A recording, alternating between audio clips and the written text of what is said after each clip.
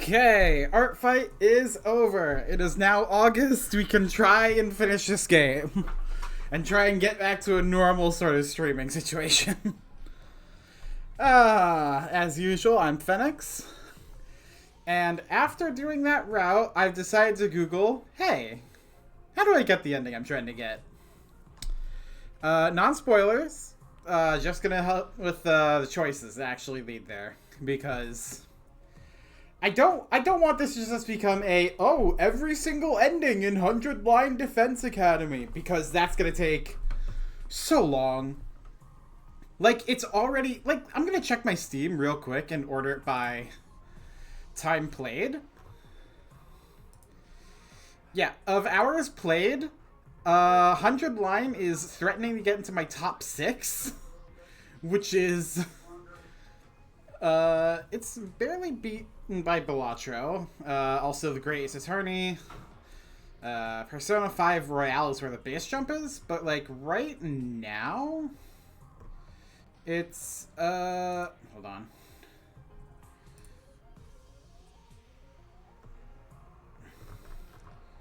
Shoot. I don't know how I set this up.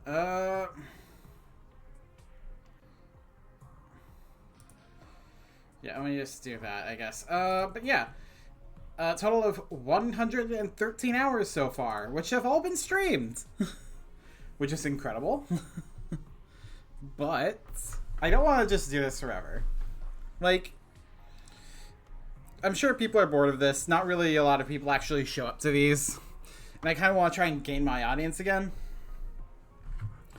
I never realized when I got this game that it was going to be this long. I'm not saying it's a bad thing even, but it's not good for streaming. I'll just say that. So we're going to try and get to the actual ending. Well, I mean, there's no actual ending, but you know what I mean. Well, you'll see. So there are locks on this ending, so it's sort of the ideal ending you're striving towards. Allegedly, I should have unlocked all those things. But if I didn't, that'll be other goals to do. I'll have to look those up. I don't know if I got them all, or how long this will strictly take. Okay, so this is the route we gotta do to get to what we want. So therefore, before decision, Aido's alive and nobody understands what's going on. It's time to decide my destiny. Do I tell them the secrets?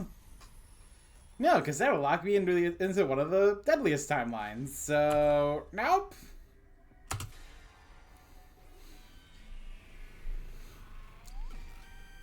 It's your future.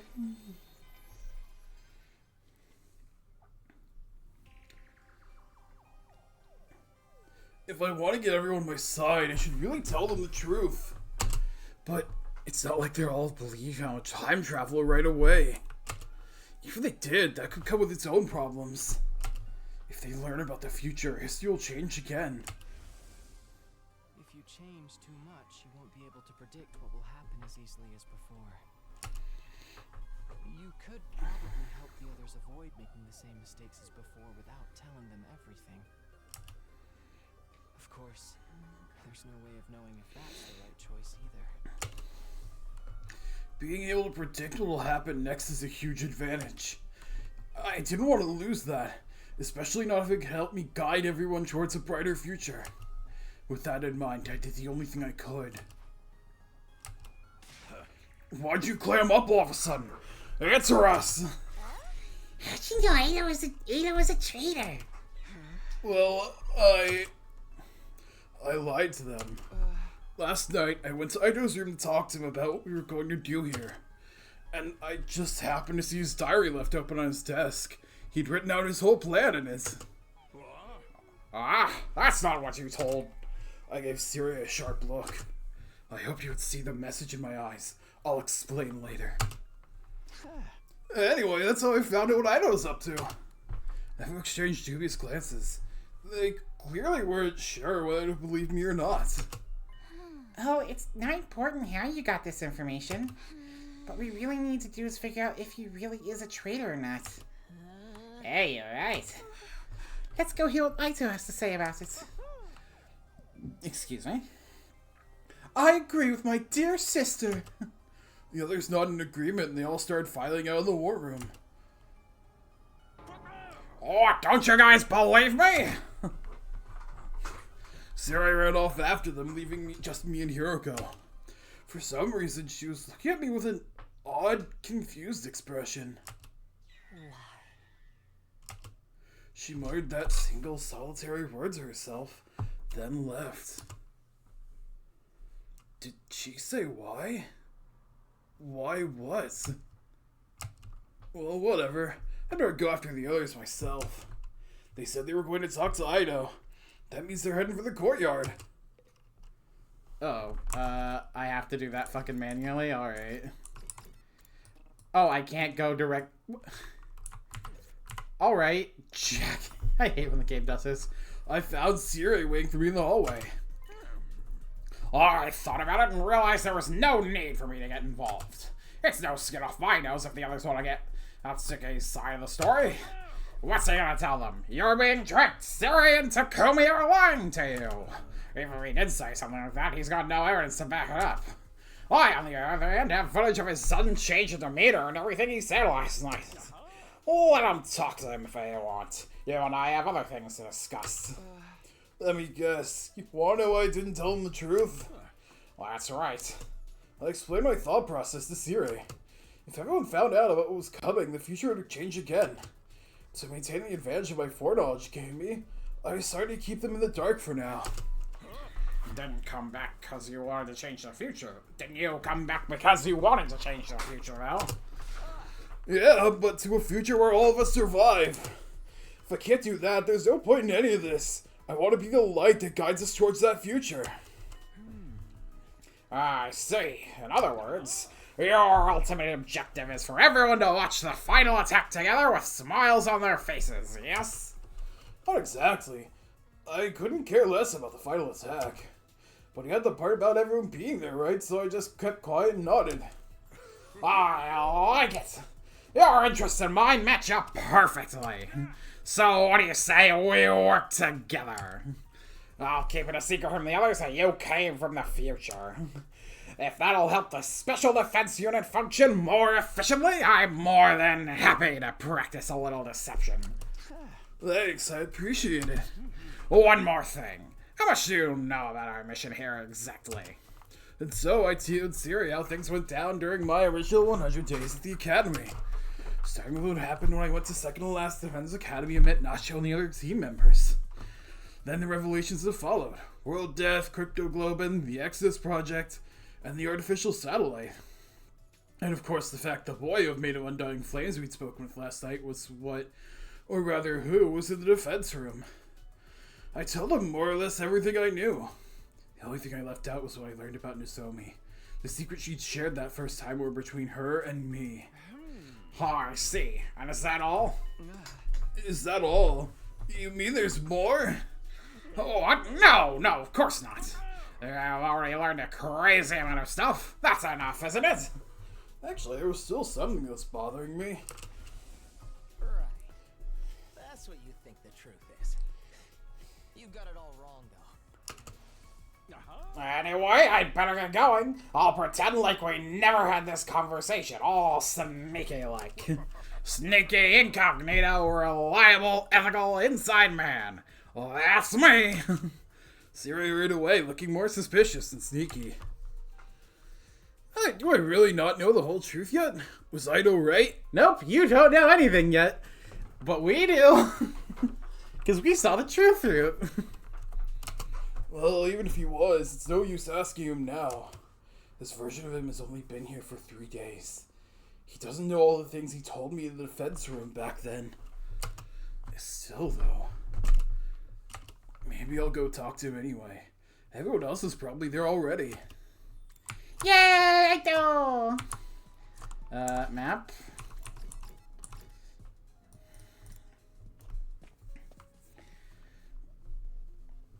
Oh my god, a class trial. Oh, hey Takumi. Ito fessed up already. He told us everything. Yeah, he said he looked like a bunch of freaky monsters to him. For me, that's actually a compliment. Practically a promotion, in fact. Most of the time, I'm more on the level of something a monster would leave in its letterbox. You're monster poop, but that's interesting in a different way. Oh my fucking god. His hatred of mankind seems to be the real deal at any rate. Oh man, I just am not doing a good job today. He even said we should all be destroyed. It all lines up with what you and Siri told us. What are you gonna do with him now? Chuck him in a barrel of used needles and see what he catches? What do you think we should do, Hiroko? Oh yes, you've been awfully quiet today, Miss Shizuhara. Something on your mind? No, not really. Yuko's eyes started towards me, almost like she was watching to see how I'd handle all this. I'll go along with whatever you say, Mr. Circo. Would you like his appendix? I'll bring it to you on a silver platter. Yes, so I the appendix. I'll leave the decision to Takumi. Huh? You're the one who stopped Ito last night. You could have killed him then, but you didn't. I can only assume you had a good reason for sparing him. Honestly, I don't think I did. It just didn't feel right to kill another human being and kill blood. I don't know, though. Was that really all there was to it? I know an insignificant pile of monster poop like me has no right to weigh in on this. But I think we should let Ito live too. He seems really smart, so if we play our cards right, he might be useful to us. Gotta respect life too. Even soup stocks carries the soul of the veggies used to make it. I have no idea what you're talking about. We agreed on letting Ito live then. He shouldn't be a threat so long as he stays in his cage. It's got some kind of weird tech to negate his powers. So I don't get to rip out his appendix. If this were a killing game, he'd be a perfect candidate for the first murder victim.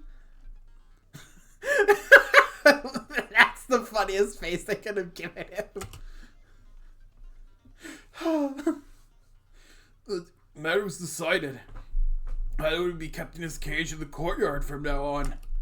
As the others left, no one spared a word for the prisoner himself. All they gave him were brief glances of contempt. Takumi, you did come here from the future, didn't you? You seem intent on hiding it now, but that's what's going on here, isn't it? You're keeping it secret from the others. It's okay, you don't have to explain why. I can figure that part out for myself. Unlike the rest of them, I'm not an idiot. Did they tell you my story about reading your plan in your diary? Oh, yes. I could tell right away that you'd made some excuse. So I went along with it. I told them I really did keep a diary and I'd written down my plan to kill Sire in it. I played the part perfectly, if I do say so myself. Why, though? What's your angle? What indeed? Maybe I just didn't want to let them in on the truth. What really happened that night is a secret between you and me now. Technically, Siri and the creature breathed in flames know too, but still. In other words, he saw an opportunity and took it. He's holding on to this information until he can use it to his advantage. Speaking of that thing made of undying flames. Stop right there! I don't have to tell you anything. I'm asking the questions here. The you I fought in the future said you learned the truth about this war. A truth not even I knew. Do you have any idea what that could have meant? I'm not the same person you knew in that timeline. I'm just as clueless as you are. Not that I wouldn't like to know why humanity's forging such an important war. Of course, you could tell me that yourself, couldn't you? I left without saying any more. I looked back just once. Ida was watching me intently, his eyes alight with intelligence and malice. Ooh.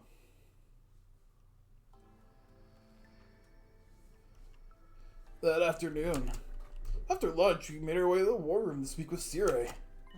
Never did I get a chance to get you to spill the beans about the truth this morning.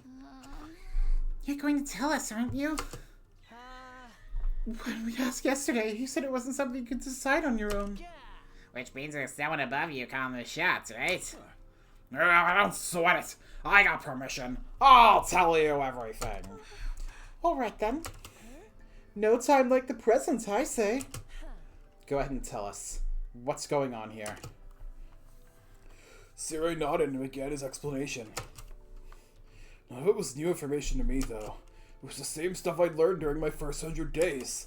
World Death, Cryptoglobin, the Exodus Project, the artificial satellites, the boy made of undying flames in his physical body in the defense room. The existence of the second-to-last defense academy and the 5 other fighters there. It all felt so familiar. There was nothing there to surprise or unnerve me. Everybody else was just as shocked as I expected, though. When it was all done, they stood there dumbfounded, trying in vain to take it all in. By the time Siri had finished his explanation, the whole day had passed us by. So, what exactly does that mean for us? Weren't you listening? We're about to hold a killing game, duh. Nobody said anything about that! I wish I had his voice. I keep feeling like I lose the voice I have for him, probably because I'm just like... Yeah, my voice is not necessarily fucking best. I should get, like, voice training or some shit. I don't know. In other words, we need to defend this school for the next 97 days. When we do that, the missiles that baby has been charging up will be launched. Sometimes I forget how fucking goofy this plot is. When final attacks wipe out all remaining life, Including the invaders. And that'll stop World Death once and for all. It's basically like winning a killing game on a worldwide MMO scale. We can all get caught up in ourselves. right before they attack, we'll board an escape pod and take off into outer space. And we'll join the rest of humanity back on the artificial satellites. I knew you guys would get it. How could you not when I explained it so well? For some reason, Hiroko remained silent throughout all of this. She refused to even make eye contact with any of us. It seemed like she was thinking hard about something. Man, this explanation has helped elevate your will to fight to a whole new level, am I right? Hell yeah! I'm ready for this! Let's kill a whole bunch of invaders. Yeah, you've convinced me. If it means making it back to the satellite alive, then I'm in. I'll give it my best shot. I might need a couple of barf bags, though. I'll fight too. I'll do whatever it takes to protect my dear brother. What? But sister dearest. Don't try to stop me. You can say what you want, but my mind's made up. I don't think I've ever heard you speak so forcefully. I guess that's that then. How about you, Shoma? Honestly, I don't think a festering dung bite like me will be of any real use. But I felt this world's in search of power pulsing through my body last night. I feel like I've ascended to the level of, I don't know, a festering stag beetle? Yeah, man, that's the spirit. Takumi, Hiroko, you two been fighting right from the start. So I guess there's no point in asking you, huh? We'll be fighting on a full team in our defensive battle. In our next defensive battle, then? Seems that way. Let's work together and wipe out those rotten invaders. Oh yeah, I'm really feeling now. Come on, let's do a motivational cheer to celebrate. All together now. Special Defense Unit, best in the world, indestructible and undefeated. Fascism! Never yield. Special Defense Unit, fight on. I'm weighted by the knowledge of the sins. Unfortunately, or perhaps fortunately, I didn't get caught up in the pep rally mood Siri had going on. In my last timeline, Gaku, Tsubasa, Shoma, and the twins hadn't made up their minds to fight until much later. Had hearing the truth really motivated them that much? Or did their sudden boost in power have more to do with it, like in Shoma's case? Was the juiced up cryptoglobin flowing through them, giving them more confidence than before? Either way, I was grateful I wouldn't have to convince them to fight all over again. At the same time, though, this could mean history would change again, deviating from the future I knew even more. When I thought of it that way, I couldn't help feeling uneasy. I felt an intense gaze on me. I looked around and locked eyes with Yuriko. She was looking back at me, also with a weirdly uneasy look on her face. Because she's also time looping! I love having context! The meeting in the war room came to a close. After a somber late dinner, the others decided to turn in for the night. Somber? Fucking what? I thought the energy was high. I did the same and returned to my room. I laid down on my bed just to space out for a while, but then I got up and went to the door to greet my late night visitor. Huh? Hiroko? What's up? I wanted to ask you about something.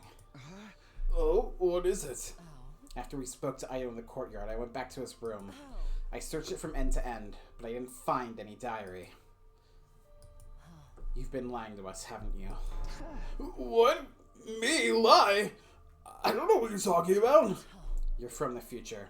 You traveled back in time somehow and ended up here. That's how you really knew what Ito was up to. Am I wrong?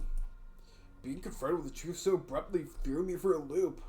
My face tensed up and my palms were getting sweat. How can you possibly know that? I realized too late that I shouldn't have said that. It was practically admitting she was right. Hiroko must have realized it too. Although in her case, she seemed to relax a little. I thought so. Well, that's all I wanted to know. I'll be going now. Hey, come back! Tell me what this is all about! I knew you were acting weird today, ever since yesterday when I lied to the others, actually. When they all left, you stayed behind and you asked why. You didn't look happy either.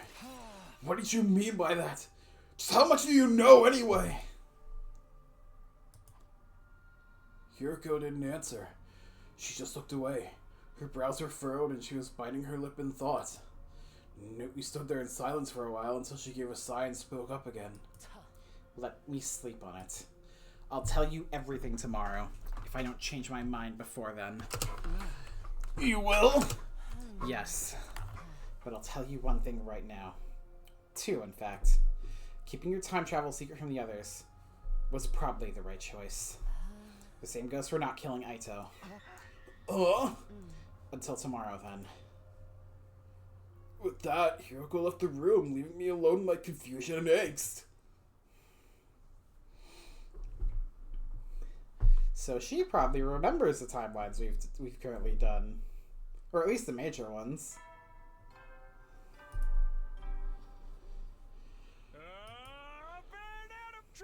Time to rise and shine. Get ready for Danganronpa Thursday at active service here at Last Defense Academy. Here for spending a day enduring the unendurable and suffering the insufferable, make the way for humanity's future greatness. Be ready to give your lives to protect the credit school and the vile and barbaric enemy. Yeah, I've heard that enough times. I wonder how many times we've heard this.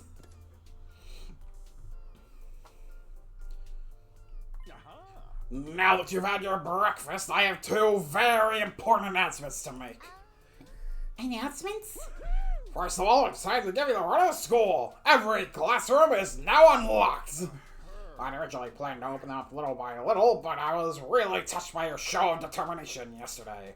Consider this your reward. Awesome! First, dibs on first try in the guillotine room. Whatever that is, we don't have one here. What about the second announcement? In order to make you a more efficient fighting unit, you need a team leader. The invaders have commanders, so we should have one too. And the position goes to... Shoma! Seriously? You want me to be the leader? Nobody said anything yet, Gaku. Yeah, besides, it's Amino. Me? You exposed a traitor in our midst and saved your commanding officer from a terrible fate. You also demonstrated your ability to rally others behind you. Your personality makes you a perfect candidate too. What do you guys think? Any objections? I think it's a great idea. Yeah, I'm fine with it. I'll cast my vote for Takumi too. Although in my case, it's probably only worth 0.000000001% of a normal vote. It's always the Red Ranger that leads the team in those hero shows. Takumi's got red hair, he should do fine. My dear sister and I dress in red too, but Mr. Sumino is probably the better choice. I had a vision that this would happen. Takumi will lead us all towards a brighter future. Fine. That's how you feel. I'll step down and let Takumi take over. I'm more the cool outsider type anyway. I'm going to throttle you in the head. How about you, Shizahara? Yuriko took a moment to think about it before answering. I have no reason to oppose this decision. Good enough for me. Takumi Sumino, I hereby confer upon you the position of Captain of the Special Defense Unit. I expect you to help your team members grow and lead them all towards a spectacular victory. What was I supposed to say?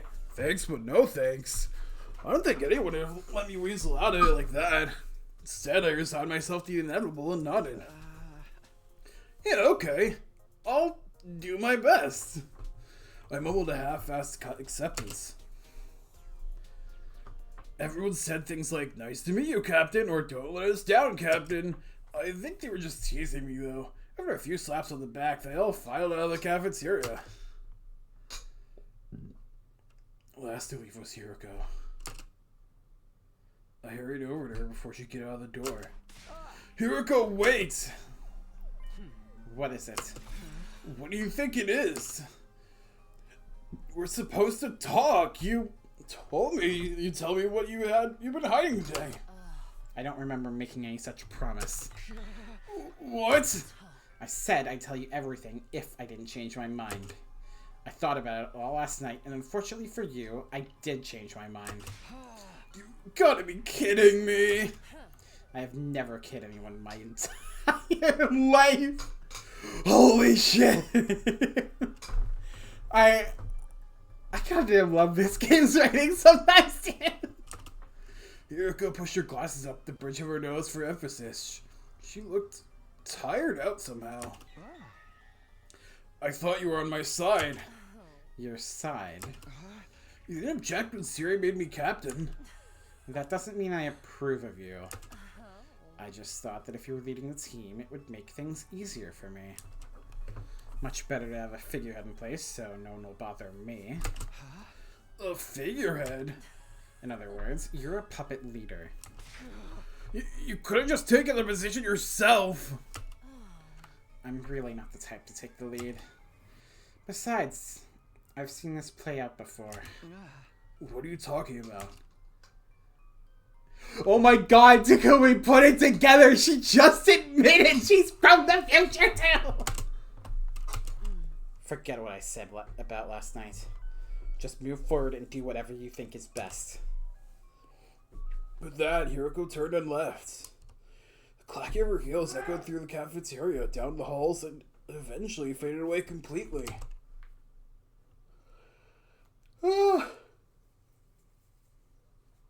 Honestly, if I were to do like a big multi-route game, I probably would use this as a bit of a basis for how I do it, because like it doesn't feel like you have to play every single route. You just have to get the big information.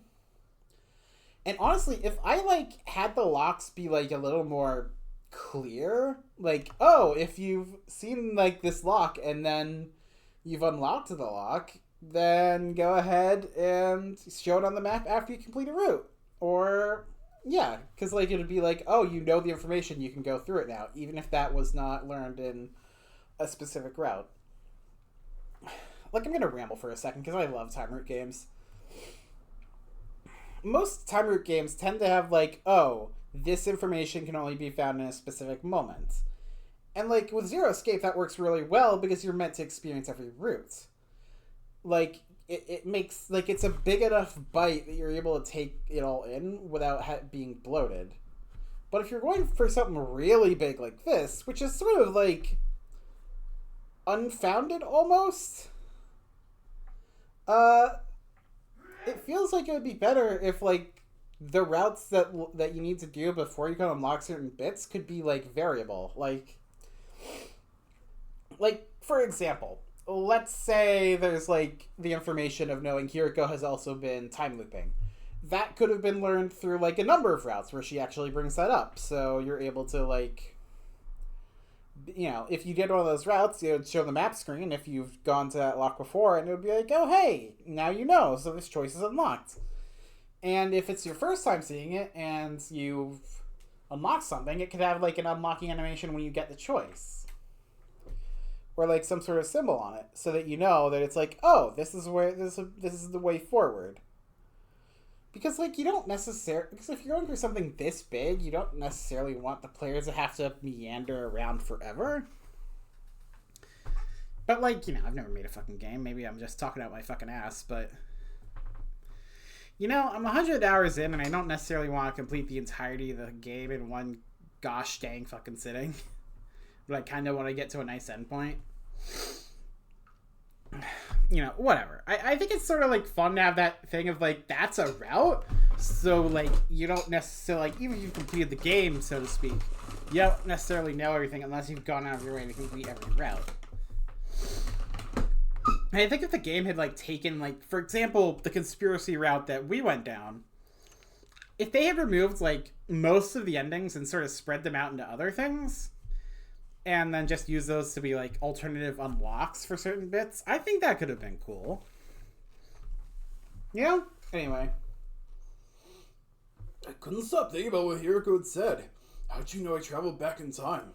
She told me to forget all about it, but that was easier said than done.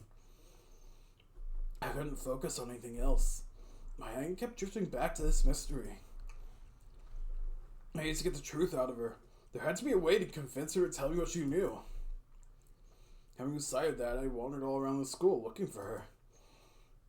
By the time I actually found her, the sun had already started to sink below the western horizon. I found Hiroko in the war room. Sierra was there too.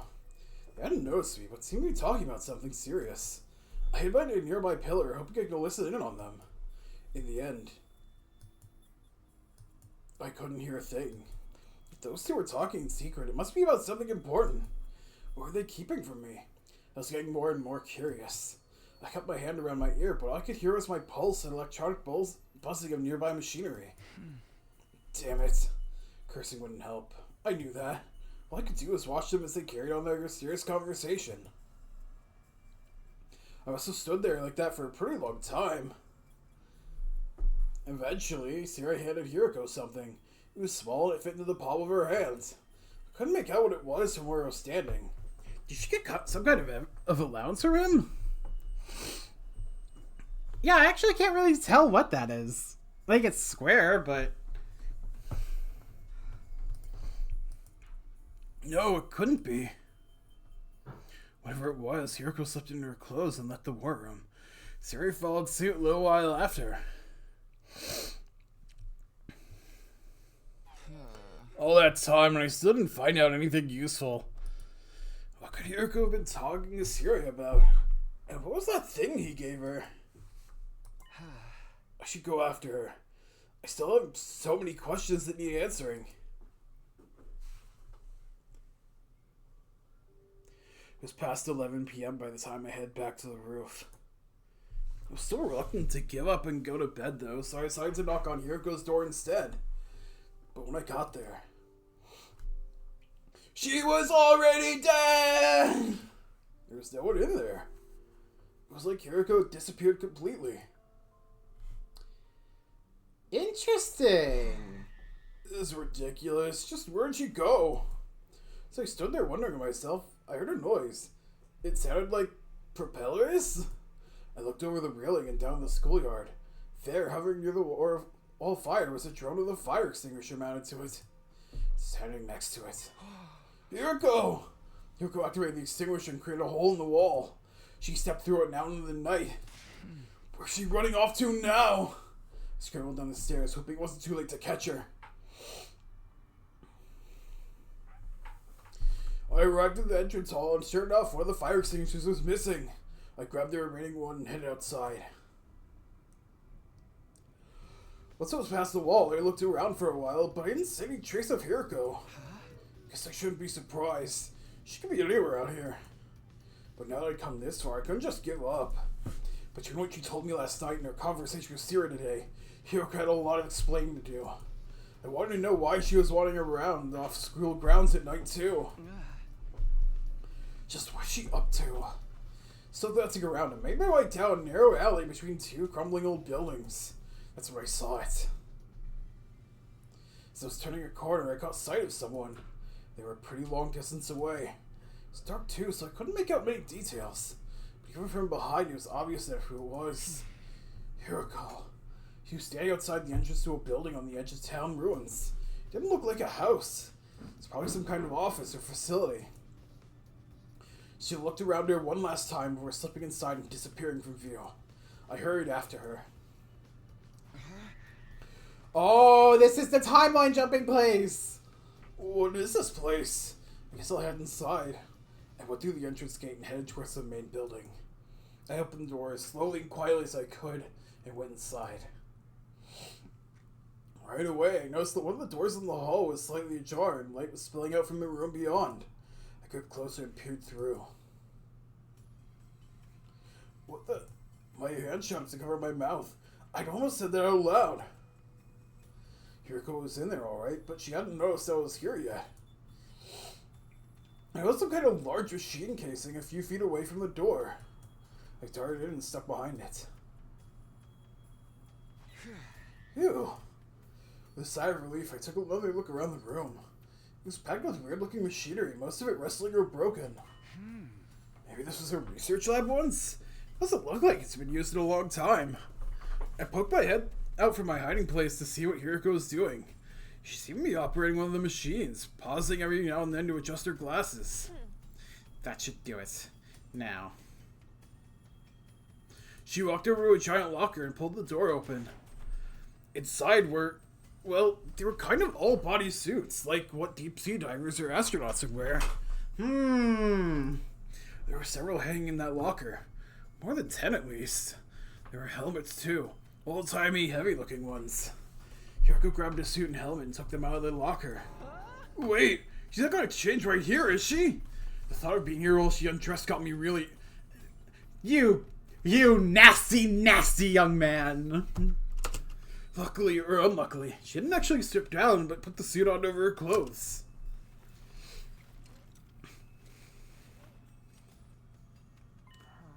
There, ready to go.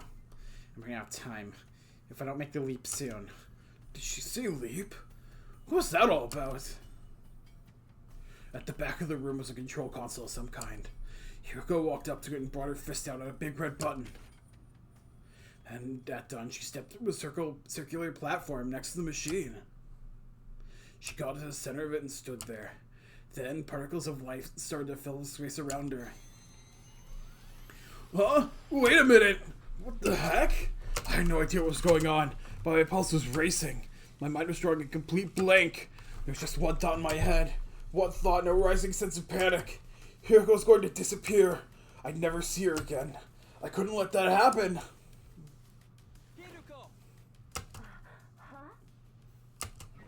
Oh no! This is gonna end real poorly. Where in the multiverse are we now?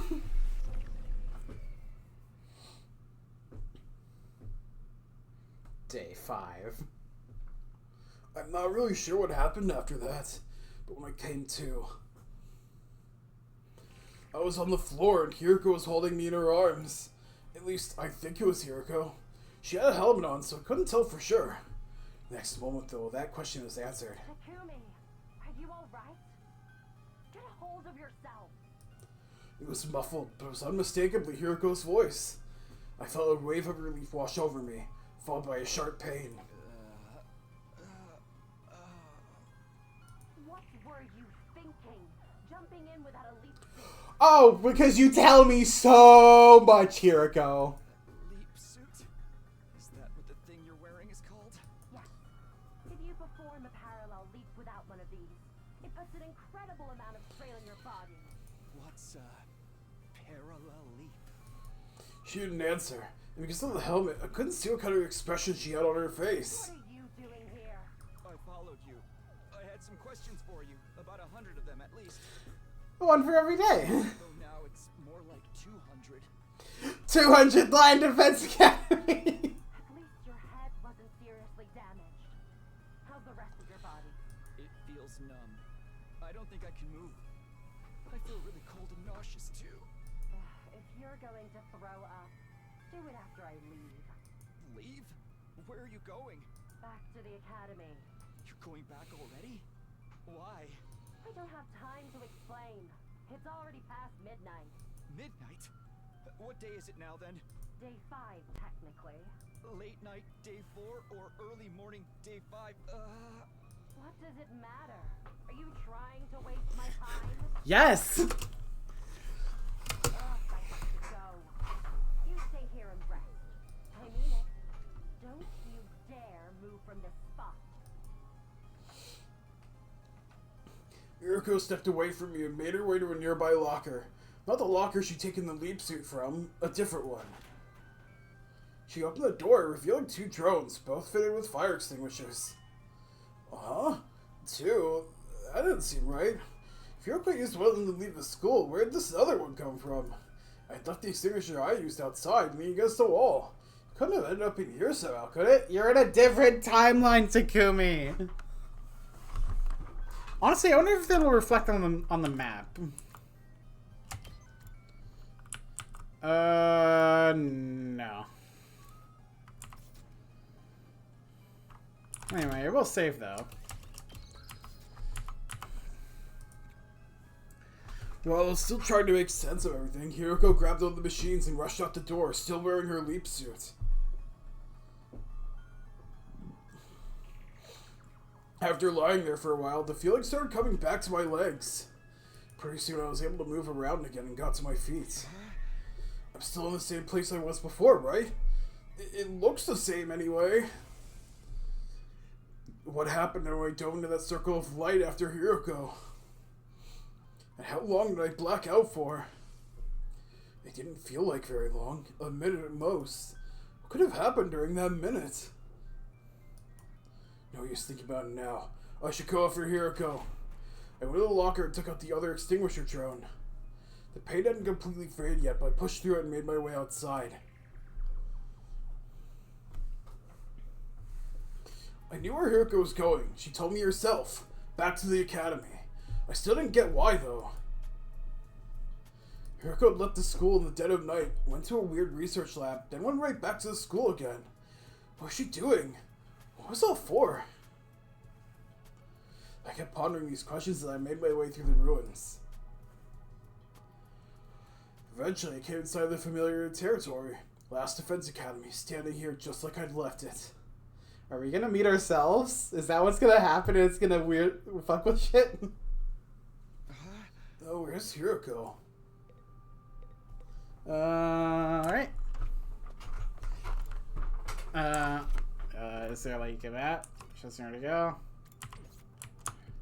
Oh boy. Sure does look like the school I know and love.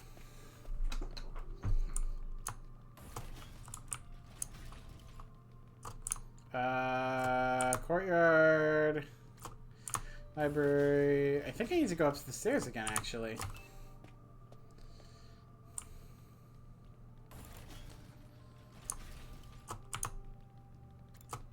Defense room door.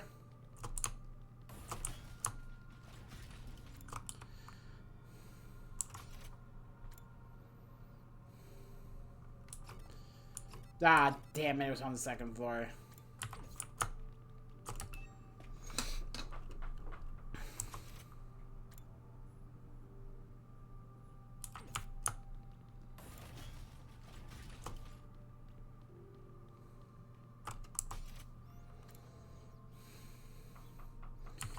Okay, that means it's on the other side, so I have to go like this.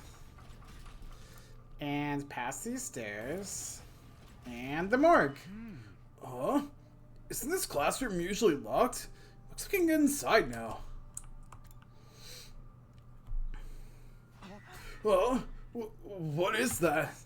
Several desks were lined up in this strange classroom, and there was something lying on top of one of them.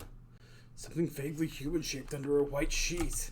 I slowly walked up to it, grabbed the white sheet, and pulled it off. It's Idol! Idol! It can't be. We're in the other timeline! He was shut up in his cage. There's no way he could have gotten out. So then how? How did he get here? And why is he dead? Before I could do anything, a loud noise erupted from somewhere else in the school. It sounded like it came from above me. Confused and bewildered, I rushed into the hall and up the stairs. And when I got to the 3rd floor, I heard the noise again. It's coming from the infirmary. Where is that again?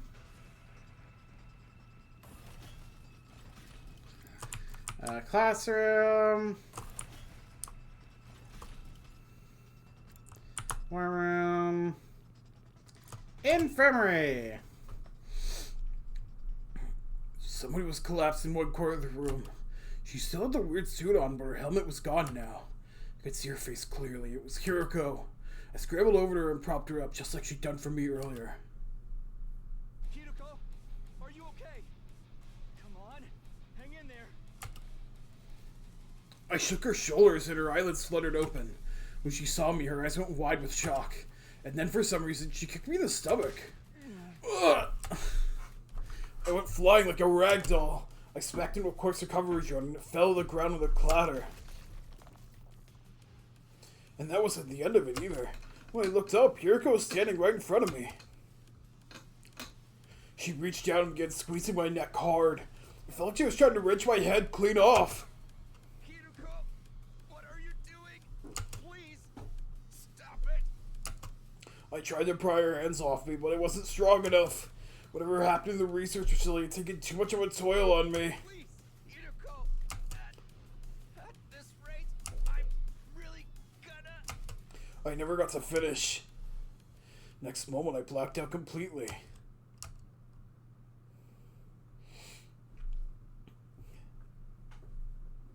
I don't know how much time passed after that. My consciousness drifted back at some point for a little while. Everything was still kind of fuzzy, though. It was blurry. It was hard to make out what was going on around me. But I had the vague impression of someone standing in front of the Revive-O-Matic. It was Hiroko. There was a corpse recovery drawer on the floor next to her. Was somebody inside? I couldn't tell from where I was. I tried to sit up, but in the state I was in, I couldn't even lift my head up. So I just lay there and watched. Last thing I saw was the recovery drone getting sucked into a much larger machine. And then everything went black again. Okay, not sure what that is exactly, but alright. Next time I woke up, it was a lot more sudden and more violent. Owie! I was on my feet, forced to stand with my arms down behind my head back. Don't tell me. Was all that just an act? People do tell me I have a talent for inhabiting a character. You sure fooled me. It's me. I was Hiroko all along. Yeah, I know. I looked over the Revive-O-Matic. It was empty and the drone was from before it was gone. I only wish this was a play. Then we could rewrite the script so I wouldn't make such a terrible mistake. A mistake? I couldn't save him. I had no idea what Hiroko was talking about. But it felt like it would be a bad idea to press her on it. Her voice was small and fragile in a way I hadn't heard before. Well, we're done here. Let's get going. Huh? We're going back to where we belong. So, we're in a dead Iso timeline where they were trying to recover something? Wait, Hiroko, tell me what's going on. Why are we going back there? You mean the lab? This is some kind of research facility, right? Just what kind of research do they do here? Hiroko wouldn't answer me. She just kept going, leaving me no choice but to follow her. Hiroko, please tell me what's going on. I'm so lost. It's bad enough that we're in this weird lab. But also, I saw a body back at the school. A body. Yeah, it was Ido. I saw him with my own two eyes. He was in the classroom on the second floor. He'd been drained. He was just a dried up husk. I see. Is that all? Aren't you shocked by that? Not especially. Seriously? Yuriko turned away, shutting down any further conversation. She began flipping switches and turning dials on a different piece of machinery around the room. I trailed after her, asking question after question, but she ignored me and kept working, then opened up the large locker. Put this on. That was the most she'd said to me in a while.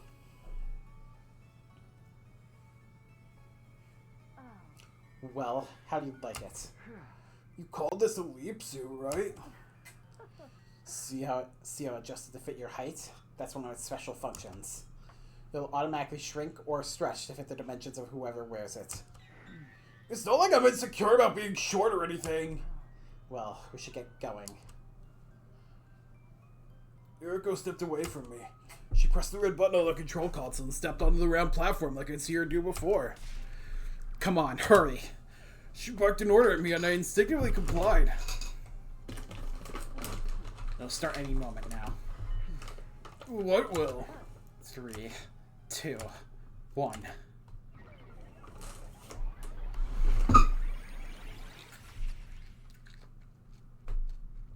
Bye-bye.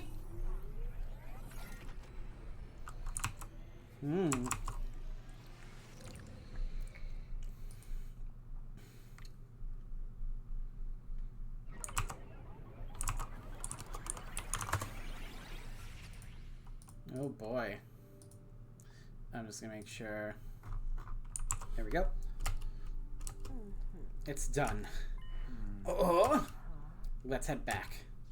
What? Back where? Are we going to go through this every time? Where else would we be going back to? Yuriko stepped off the platform and hung up her leap suit in the locker. I did the same, still totally at a loss of what was going on. Don't tell anyone what you've seen here today. You understand what will happen if you do, don't you? Behind her glasses, her eyes were filled with murderous intent. I gulped nervously and nodded. Fucking press her for information! Like, you're the perfect chance to do that. It was around 4 a.m. when we got back to the school. It's still dark. My list of questions I would ask Yuriko were fast approaching 300, but I didn't have the energy to bring any of them up. My body got through the ringer at the lab and then kicked and strangled shortly after. It was no wonder I was exhausted. She still hasn't apologized for any of that. Oh well, only one thing to do now.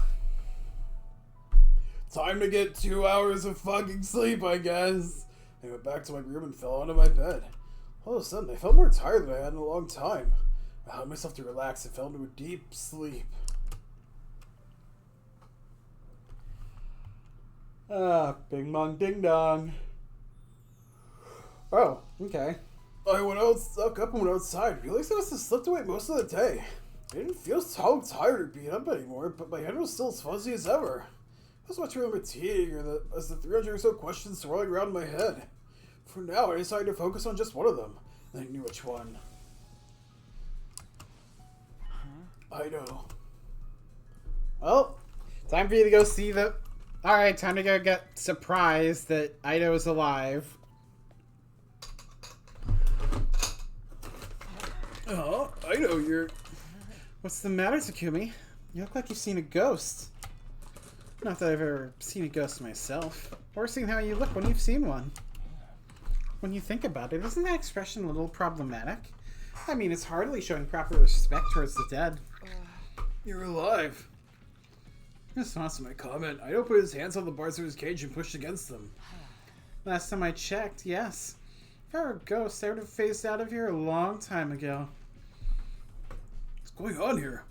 I saw his body last night, didn't I? Seriously, Takumi, what's wrong? Did you come across a corpse that looked like me or something? He's quick on the uptick as always. I barely said anything, he's figured it out already. You might not believe it, but I know how to keep a secret. I still haven't told anyone about you coming from the future. If you need someone to talk to confidentially, I'm always here. Come on, tell me what happened. Don't tell anyone what you've seen here today. You understand what will happen if you do, don't you? I knew better than to take that risk. I left without saying another word. Finally, something smart.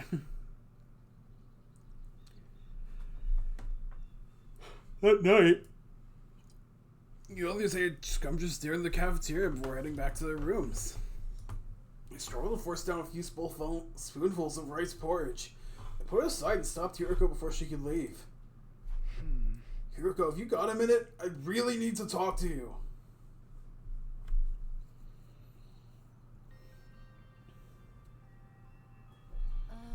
This is that classroom that's always locked. Yeah, I asked her to unlock it for us. Why did you bring me here? This is where I found it. This is where I saw Ido's body last night. You know, all the blood drained out of him. So I must have absorbed his cryptoglobin. But then, when I checked again today, the body wasn't here. That's not the weirdest part. Ido was still alive. He's in his cage like normal. I even spoke to him. And? I got to thinking, and this has something to do with that weird lab, doesn't it? You mentioned something called a parallel leap before. That's what we did when we used that machine, right? I still don't really get it, but I get the feeling that's why so much just doesn't seem to add up. Hiroko was silent. It wasn't all that surprising. The way she was acting, I didn't expect her to tell me everything just like that. But I wasn't giving up. Instead, I ushered her into another room.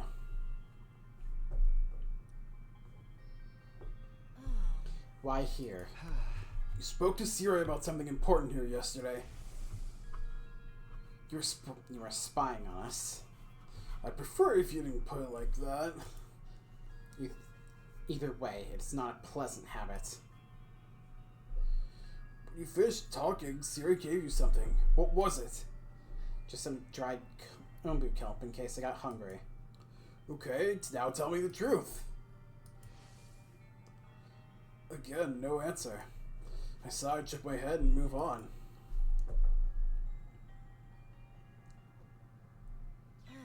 Quite the little tour of the school you're taking me on. This will be our last stop. Last night, I rushed in here and found you passed out in the corner. I had no idea what had happened, and things only got more confusing from there. When you woke up, you kicked me in the stomach and tried to strangle me. Maybe you could explain that?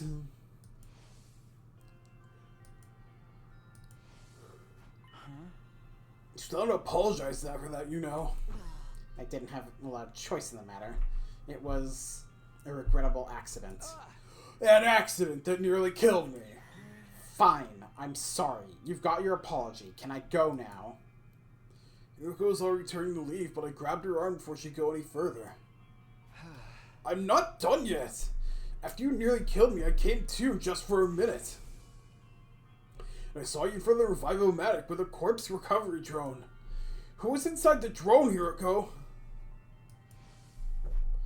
You said I couldn't save him. Him who? Were you talking about whoever was in the recovery drone? Was that all you wanted to ask? Just one more thing, and this one's the most important of all, Hiroko. You already knew that time travel exists. You knew I came here from the future. How? Hiroko pushed aside a lock of her long silky hair and looked away. She was clearly nervous. She was biting her lip, fiddling with her choker, tapping her heels. Finally, she made up her mind and spoke up. Alright, I'll tell you. You will? That's uncharacteristic, but I'll take it! On one condition.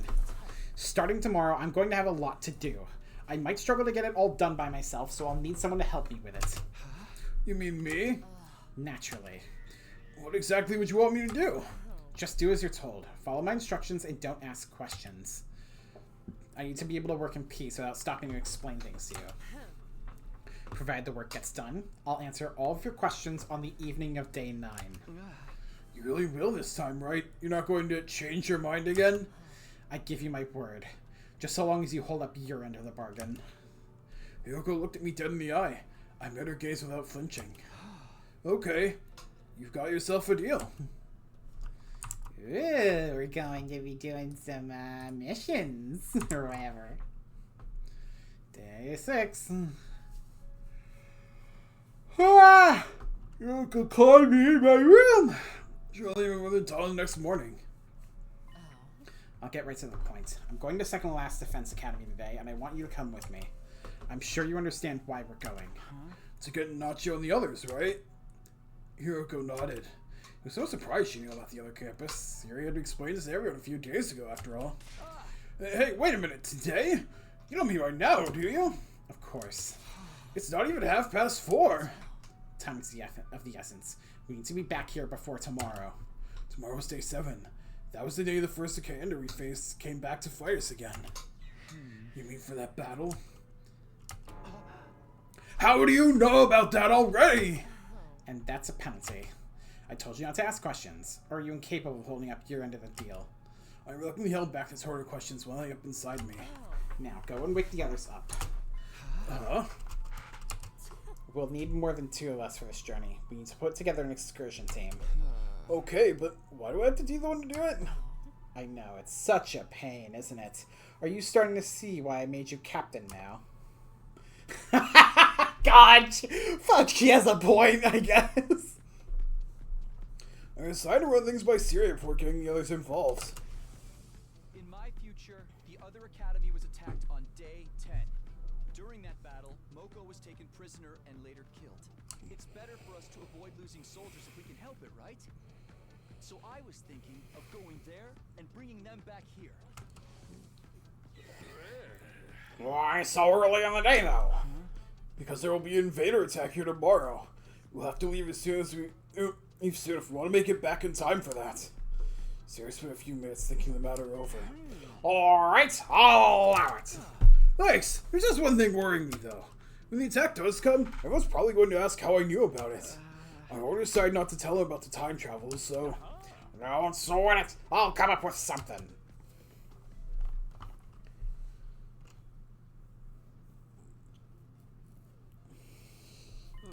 As it happens, I received word from the artificial satellite. Zero is explaining the situation to the rest of the team. According to their intel, there's going to be another attack sometime tomorrow. They were able to deduce this by analyzing the enemy's movements from above. There's going to be a lot more of them than you saw on your first day here. So, a decision to call in the troops from the other camp is to supplement our current fighting strength. I added to him. Sounded convincing. The others accepted the story without a second thought. So you're saying we need to get there and back all before tomorrow? Hyoko's playing her part, too. Never guessed this was her idea in the first place. So, who's going and who's staying? Samino, Shizuhara, Kawana, and Jinzaki. You'll be our excursion team. What about me? I go murder the other guys at the other campus too. Nobody said anything about murder, Miss Emiya. I had to Kumi and Hiroko. We've seen they can fight, but why did you pick the other 2? Yeah, why did you pick us? If we end up having a fight while we're out there, wouldn't Takamaru or Darumi be a better choice? But that would leave us without any experienced fighters back here. Just think about what that would mean if the excursion team didn't make it back in time. I guess that makes sense. Can you handle it, Tsubasa? Yeah, I think so. I haven't eaten today, so if worst comes to worst, I won't have a lot to throw up. What about you, Shoma? He'll be fine. I've been giving him some intensive training the last 2 days. Nice. That's why I look like this now. Thank you. Why did he just dance for her?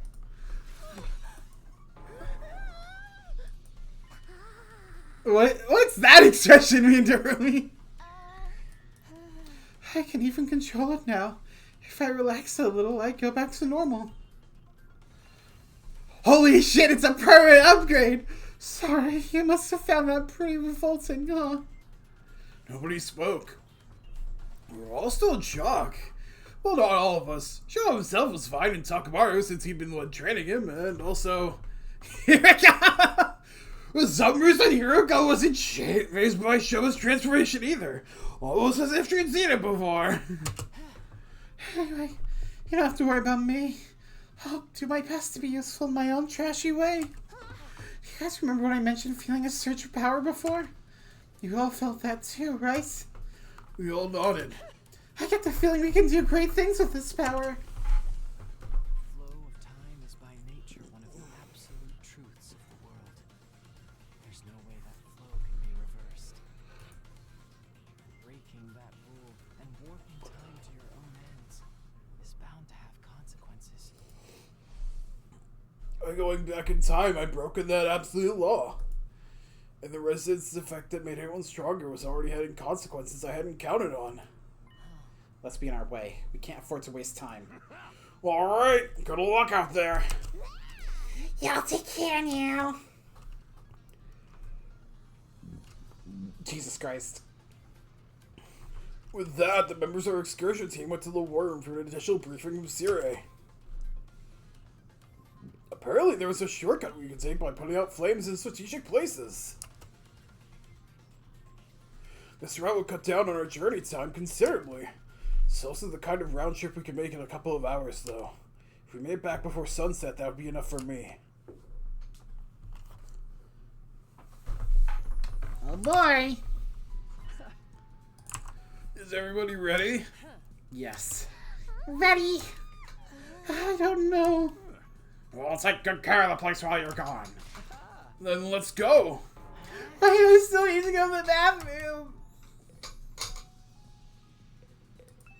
I don't have time to mess around here. Fine. Pee out the window.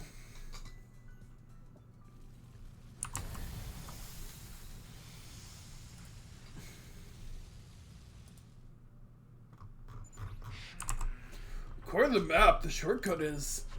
Right over there. How do you know that? Siri told us so, didn't he? Oh yeah, I guess. Don't just stand there mumbling. Get moving. Oh my god. Hooray!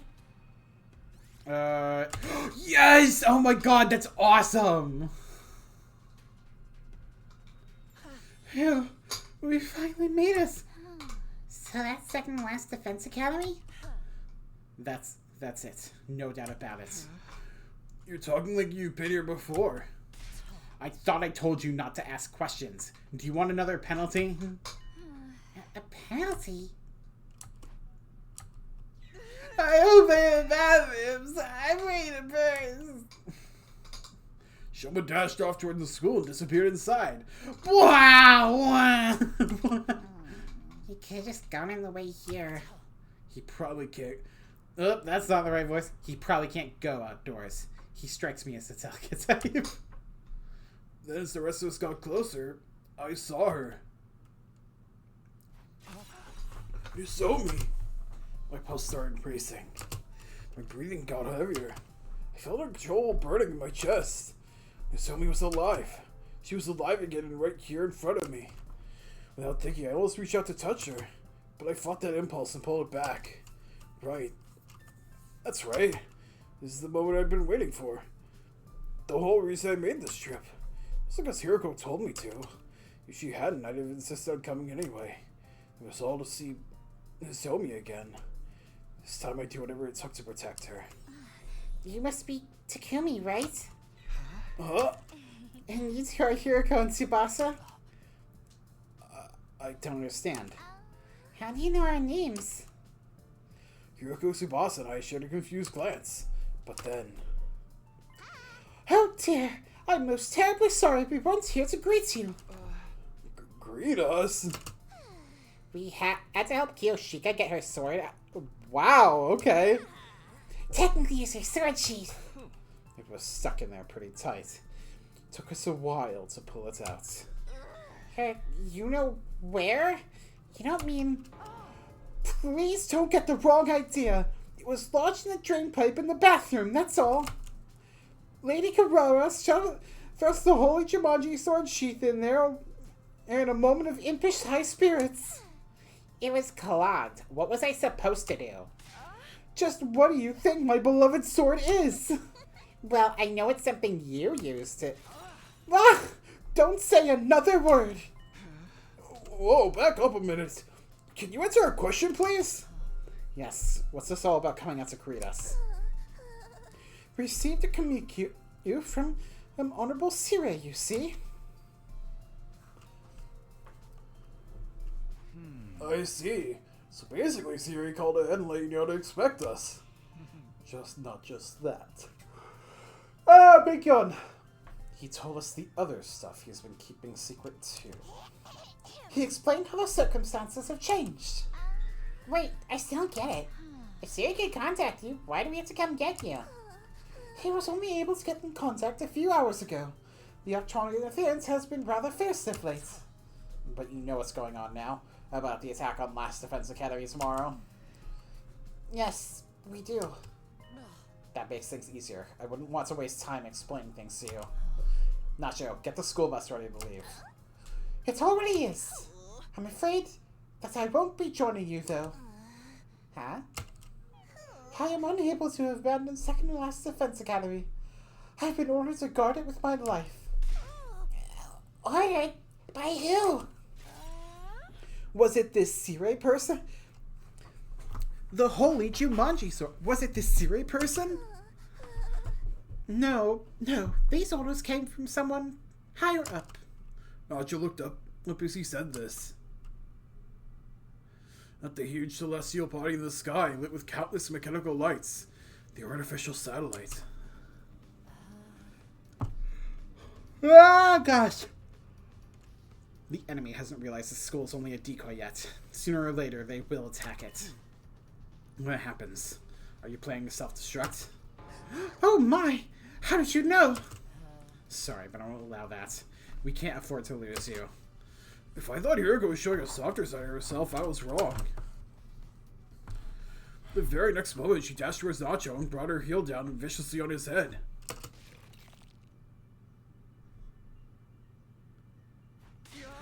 What the?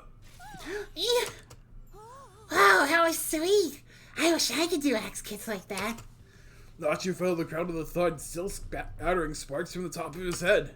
Some part of his body was making a high-pitched, staticky whine I'd never heard before. Why did you do that? Good grief. And I thought I was the killer of this group. Don't worry, an attack like that won't destroy him.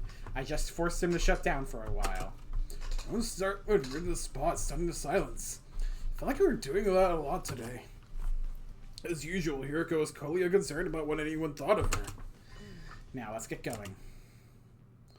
She picked up Nacho like he was a piece of hand luggage and began carrying him towards the parking lot where the school bus was waiting.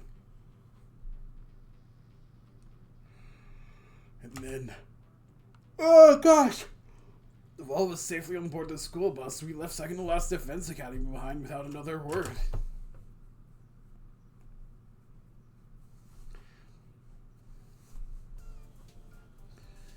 The whole episode had added 100 other questions to the list of things I wanted to ask Hiroko about.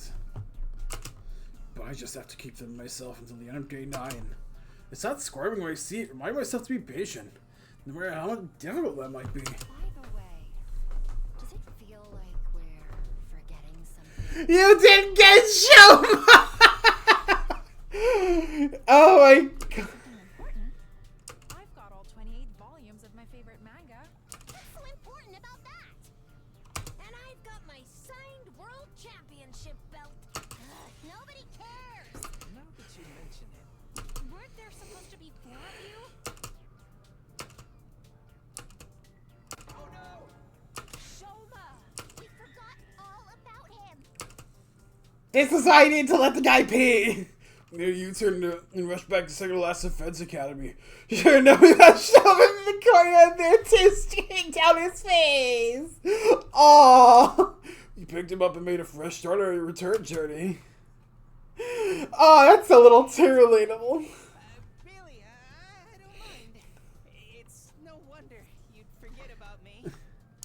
I know my existence is about as flimsy as a 0.01 millimeter thin piece of rubber. That's not true. Did you actually understand what that meant? Not exactly, but I kind of got the gist of it, you know? There's only one thing you can use a rubber that thin for. Can you shut up? Don't say it. We spent the rest of the journey doing our very best to cheer Sloma. Moko is asleep in the back.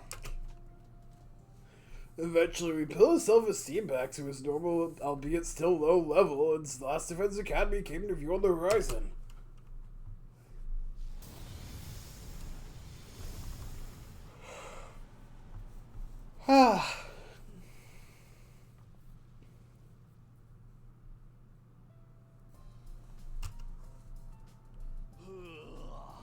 You all made it back. That's a relief. Were you worried about us? No, I was just... Never mind, it ain't important. He's been pacing around the school in a tizzy the whole day. That's just part of my training routine. Today's leg day, that's all. So those guys with you are... The Faceless NPC Squad? Hello there. My name is Nozomi Kirifuji. I'm Moki Omajiro, the apocalyptic maiden destruction. Kiyoshika Magadori at your service. Bow your heads, peasant. I am Karaba Isuzuki, the great and powerful.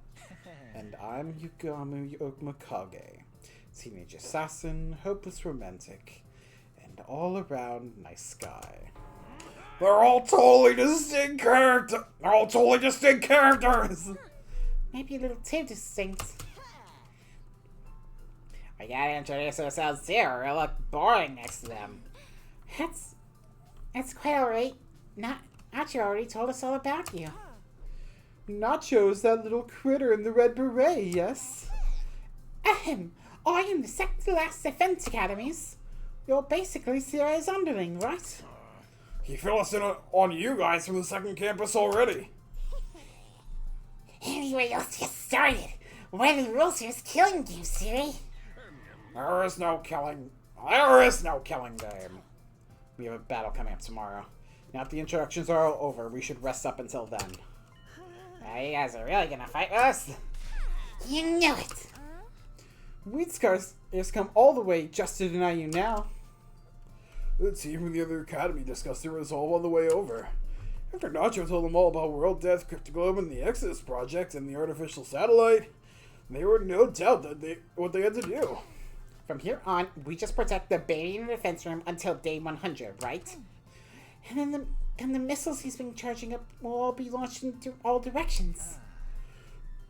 And the invaders will be wiped out, and that will be the end of World Death. But right before, we shoot off an escape pod to meet back up with the rest of humanity on the artificial satellite. What possible reason could we have for refusing the help? If we make it through these 100 days and everyone's stories end happily, we're with you all the way. Thanks, guys. Glad to have you on board. Our team welcomed the new arrivals with open arms. Oh, it just melts my cold metal heart to see you all getting along. Those invaders won't know what hit them now. What do you guys say to another chair? All together now. Special Defense Unit, best in the world, indestructible and undefeated. Never lose, never yield. Special Defense Unit, fight on! Oh man, you're gonna actually join that one. I can't put my finger on it, but something feels off. Did we have a lot more teething troubles getting everyone to work as one big team yet last time? Well, it's not like I want everyone fighting amongst themselves, so I guess this is fine. Ah, God! With night drawing on, everyone went back to their rooms, including the new members. You had new rooms assigned to them. For some reason, Nozomi stayed back after the others had gone. Is something wrong? No, I just want to thank you for going to all the trouble of coming to collect us. That school's only a decoy, so if we'd stay there, sooner or later we'd... Anyway, I really appreciate it. Knock it off. I haven't really done anything to deserve your thanks. If you want, thank me. Do it after we make it through this. Right here on day 100. I never expected you to say something like that. Sorry, too corny. Not at all. I agree. We'll pick this up again on day 100. That's right. This is all I'm here for. It's why I came back to the past. To protect the zombie, to make sure everyone else survives. This time, I won't make the same mistakes. Well then, Takumi, good night. With those parting words, the zombie left and went to her room for the night. I thought I was alone, but then I heard a noise. I turned around, but there was nobody there. Must be by my imagination. Still not totally convinced, I made my way in my own room. There was a faint aroma of lavender in the air. A scent that felt weirdly familiar. Oh god, what the fuck was lavender? There was something that smelled like lavender, and I'm completely fucking forgetting.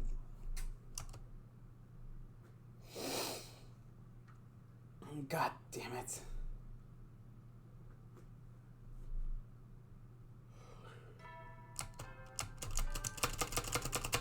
Burn out of troops! Get ready for your 7th day. Prepare to spend another day. Be ready to give your life. You ready to give your lie? Alright. When are those disgusting freaks gonna show up?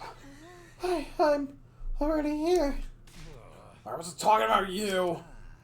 You met the invaders, right? Siri, do you know when they'll be coming? Well, Soon. Yoko seemed to know everything already. I was on the verge of asking her about it, but she silenced me with her sharp glare. How did you know, Hiroko? Sierra and Nacho told me already. Well, that's it. Indeed! She asked us shortly before you all got here. We'll be finding the same commander that escaped on day 1. Isn't that right? Exactly. Gosh, you're such a good listener, Shizuhara. Since you already have experience fighting him, we have a strategic advantage. Not to mention we got a much bigger team this time. Yes, quite. It should be no challenge at all. Wah, wah. Intruder alert. Intruder alert. Unauthorized personnel detected on school grounds. Defense mode initiated. All available troops prepare for battle immediately. Hey, they really are here. I told you, didn't I?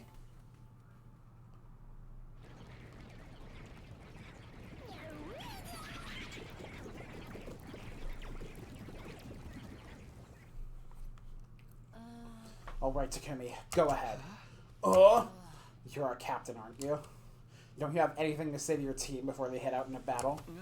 Alright, is everyone ready? You bet! Yeah, let's do this. What's up, Gaku? Why are you shaking so much? Shut up. I'm just cold, that's all. I decided to go with Commander today. You could have at least pretended you were trembling with anticipation or something. I'm ready. I took a whole bunch of anti-nausea pills, so The holy Jumanji sword is always ready. She longs to spill the blood of the wicked. I can go whatever. I'm such a nothing character. I'll probably get wiped out right away anyway. Don't go be such a pessimist. You got the apocalyptic mean of destruction looking out for you now. And this cruel prince of the underworld is ready to protect his dear sister at any cost. You really going to let me fight too? You've made your feelings abundantly clear. I know I couldn't stop you even if I tried. Yeah, boy! I'm ready to wash all the blood off my hands with even more blood. Let's all work together out there. Humanity's counting on us. This isn't just for them, but for ourselves too. We fight for our future. Oh my! This camaraderie is so touching, so moving. Well, not bad, I suppose. Okay, Samino, you're in charge. Leave it to me. Come on, guys, let's do this. It's time to see the whole gang, other than Aito, together again!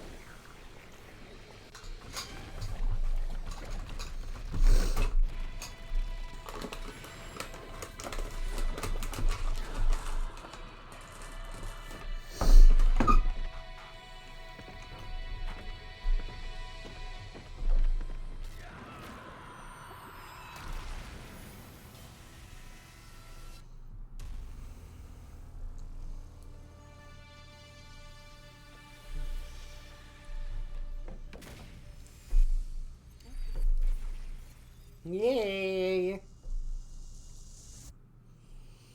Alright, time to skip this.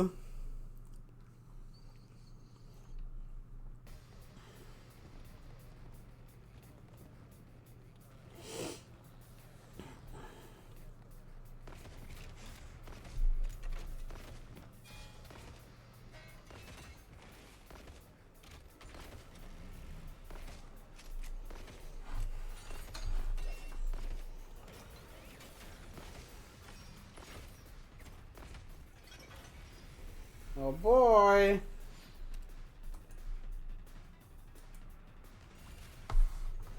Hooray!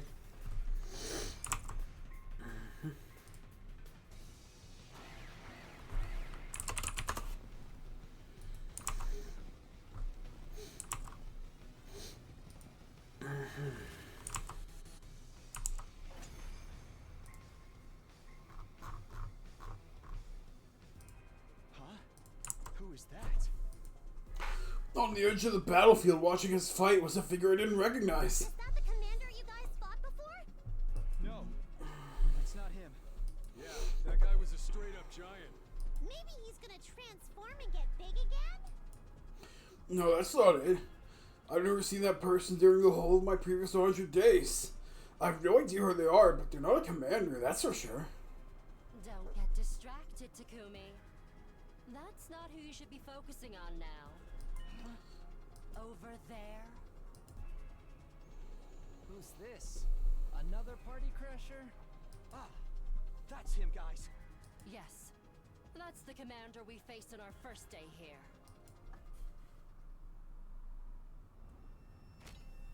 God of the planet, hear my plea and lend me thy strength. Blood of my bond release!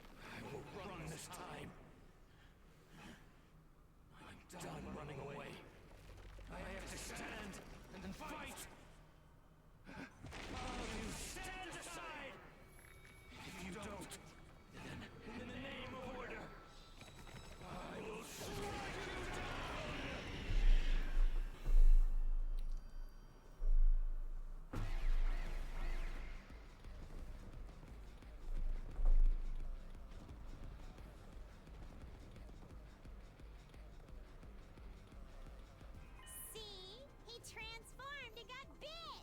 Told you so! You were talking about someone else when you said that. Hoodie over there hasn't done anything, though. Hoodie? The person in the hood, duh. Who is that? Why is someone I've never seen before showing up all of a sudden? Did the timeline change again? Oh, leave them, Takumi. You're the captain now. We need you to lead. I know. Everyone, concentrate your attacks on the giant commander. I believe he called himself Mervrum, yes? Got it! Hooray!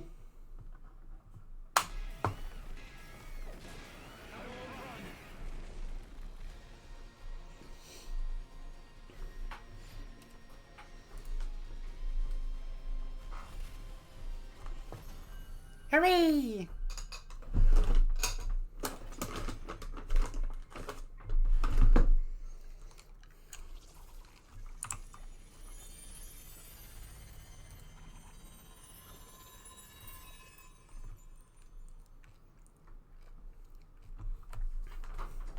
Is it actually over this time? Did we win? Yeah. I think so. Woohoo! Go us! Excuse me while I go rip out that Mervrum guy's appendix. Why just the appendix? What happened to Hoodie? I looked around. The mysterious figure had disappeared at some point during the battle. What was that anyway? Mayhap a simple wanderer? What do we do with this guy? He ain't dead yet. Come on, Darumi told you. The appendix. Takumi pointed out to where Mervrim lay on the ground, heavily injured but still breathing. I think he's trying to say something. Let me take a look. Ngama kneeled over the fallen commander. After a quick but surprisingly thorough examination, he spoke up again. His vocal cords have been crushed. Someone must have hit him right in the throat. Oh yeah, those throat chops can really do a number on you. Believe me, I know. He's not going to be able to talk then? No, sorry. Even if he could, it's not like we can understand their language. Yes, we can. When he first showed up, he told us his name and stuff, remember? I am Mervrim, the Paragon of Order. In the name of order, I will strike you down. He was the one who got struck down, though. Epic fail! Yeah. So, what do we do now?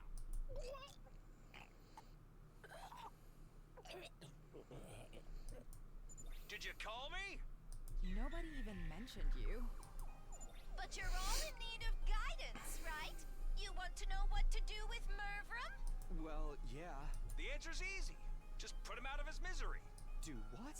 Finish him off and take his hemoanima for yourself. If you guys want to win this war, you'll need to do everything you can to increase your power. This is for your own good, not to mention the good of humanity. Go on. You know it makes sense. Give him what for, Mr. Sumino?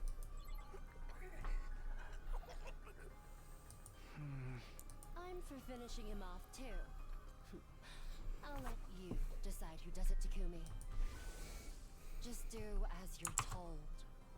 Follow my instructions and don't ask questions. Provided the work gets done, I'll answer all your questions. On the evening of day 9. Make your choice. As our captain, this is your responsibility. Saying no wasn't an option. I nodded and prepared myself for what came next. You know what, Rumi? You get to have their appendix.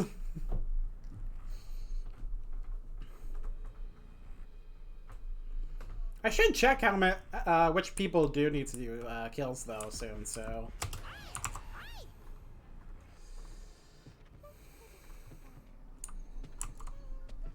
Yay!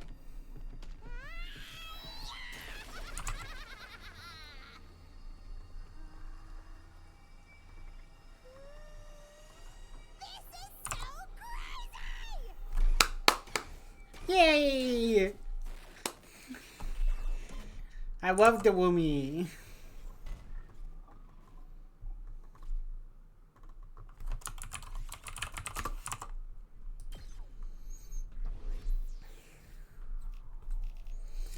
Oh man, I wonder how many blood points we're gonna get for that. Oh man, that's nothing!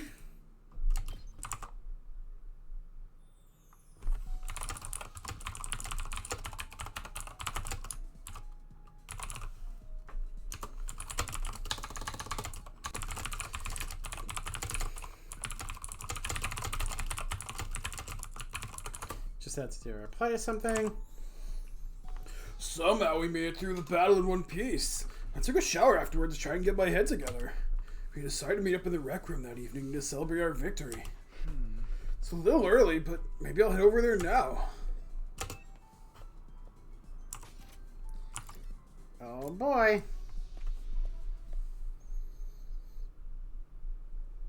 Only 3 other people in the rec room when I got there. Hiroko, Syria, and Nacho.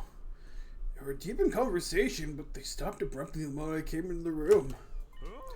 Oh, hey there, Sumino. Kind of early, aren't you?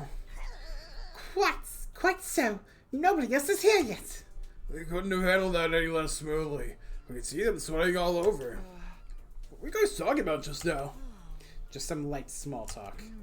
You know, discussing our latest golf scores. Sharing tips for the best way to carve a thousand pull. Oh, I impressed them. The others arrived and the mood was suddenly a lot more lively. Oh, Takumi! Hiroko, you're here already? Syria and Nacho, too.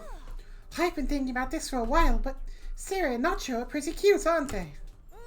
Yeah, they look like big old fennel bulbs. I could just eat them up. Fennel bulbs are cute. Not cute exactly, but still fennel-tastic. That's what everyone laughs at? Okay. Everyone's laughter echoed through the room. Conversation hadn't been completely derailed, but it didn't look like I'd be able to get back to it anytime soon. I stayed quiet and looked over at Hiroko. She was watching everything with a strangely sorrowful look on her face.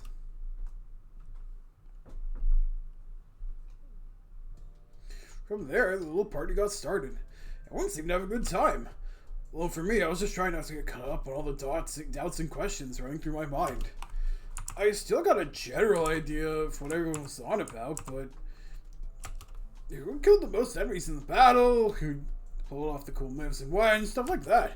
Basically, they compliment each other on a job well done. I wish I could get in the mood and join in with them, but I just couldn't. My head was still filled with that uncomfortable, fuzzy feelings, smothering any words of joy or celebration I might have had. At least time wasn't dragging. Before I knew it, it was getting late. Man, that battle was really something. Yes, indeed. I can't stress enough how inspiring you all were. Now I know you're all enjoying yourselves. But we think you should call it a night here. Nash for shoes. Mush the banquet on already. Just what have you been drinking, Kiyoshika? Something carbonated, probably. What? Then why? See, drinks affect her like alcohol for some reason. How did you know that? Well, Anyhow, you should get some rest. You've got a big day tomorrow. A big day? What's happening tomorrow? Oh, didn't we tell you? You'll have to fight another defensive battle tomorrow, you see.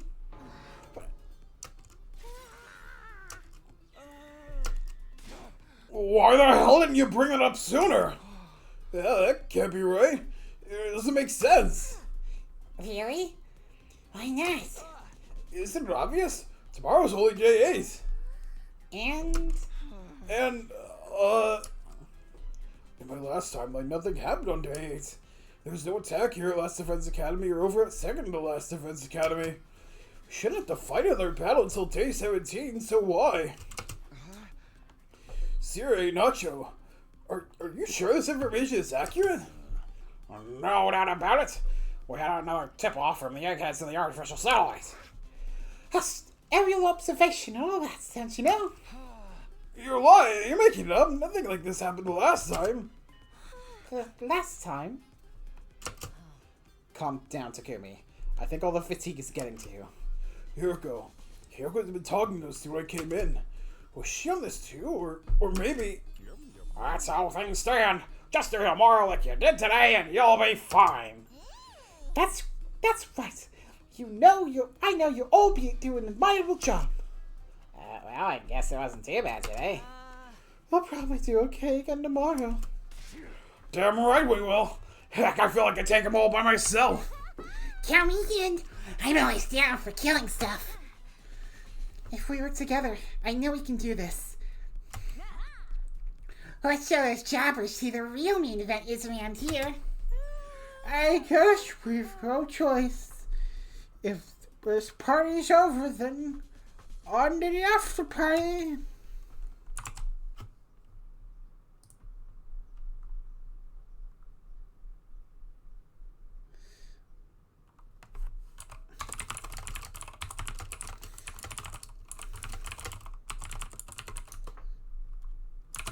Hold on.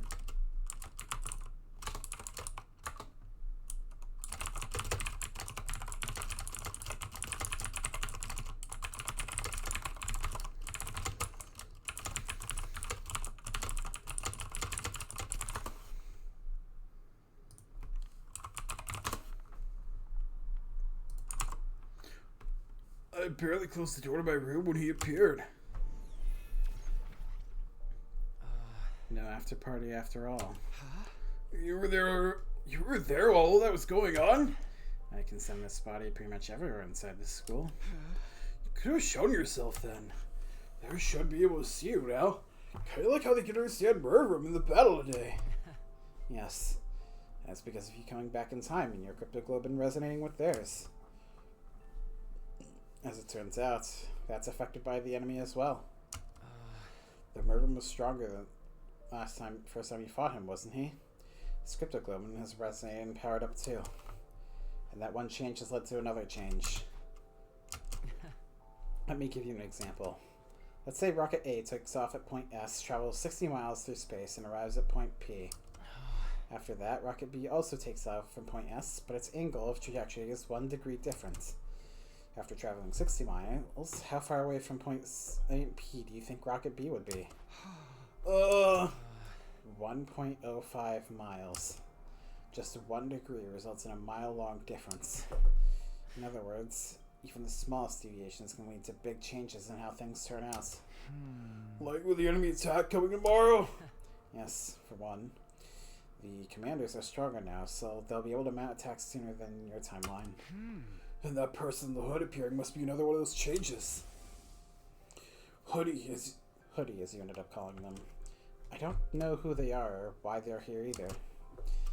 But I don't think they're here to help us. I'm sure of that much. And their presence is proof that history has begun to change significantly. Your knowledge of the future might not be as useful as you think anymore. That's okay. I came back because I want to change history after all. Then why don't you tell the others about it? Or do you want things to change or not? Well, how can I put this?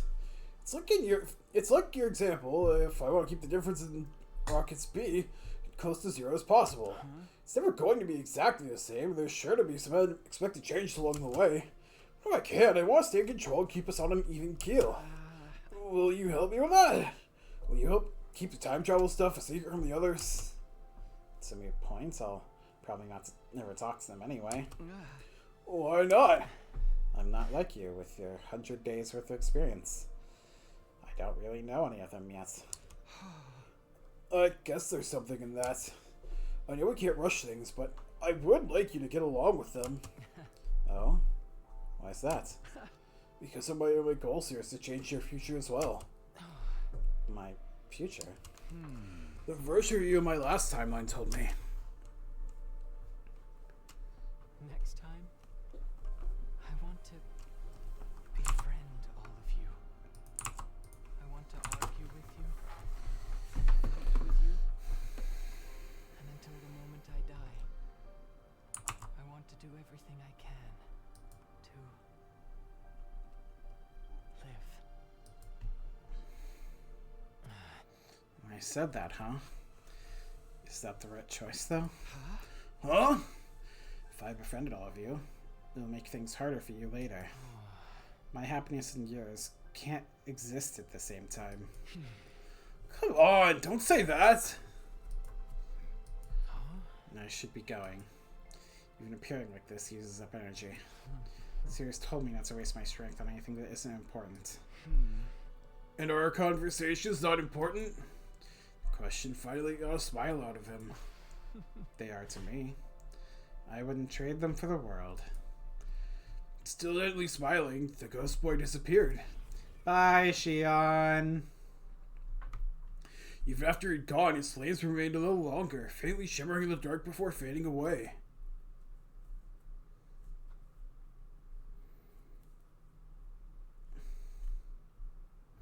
Day 8.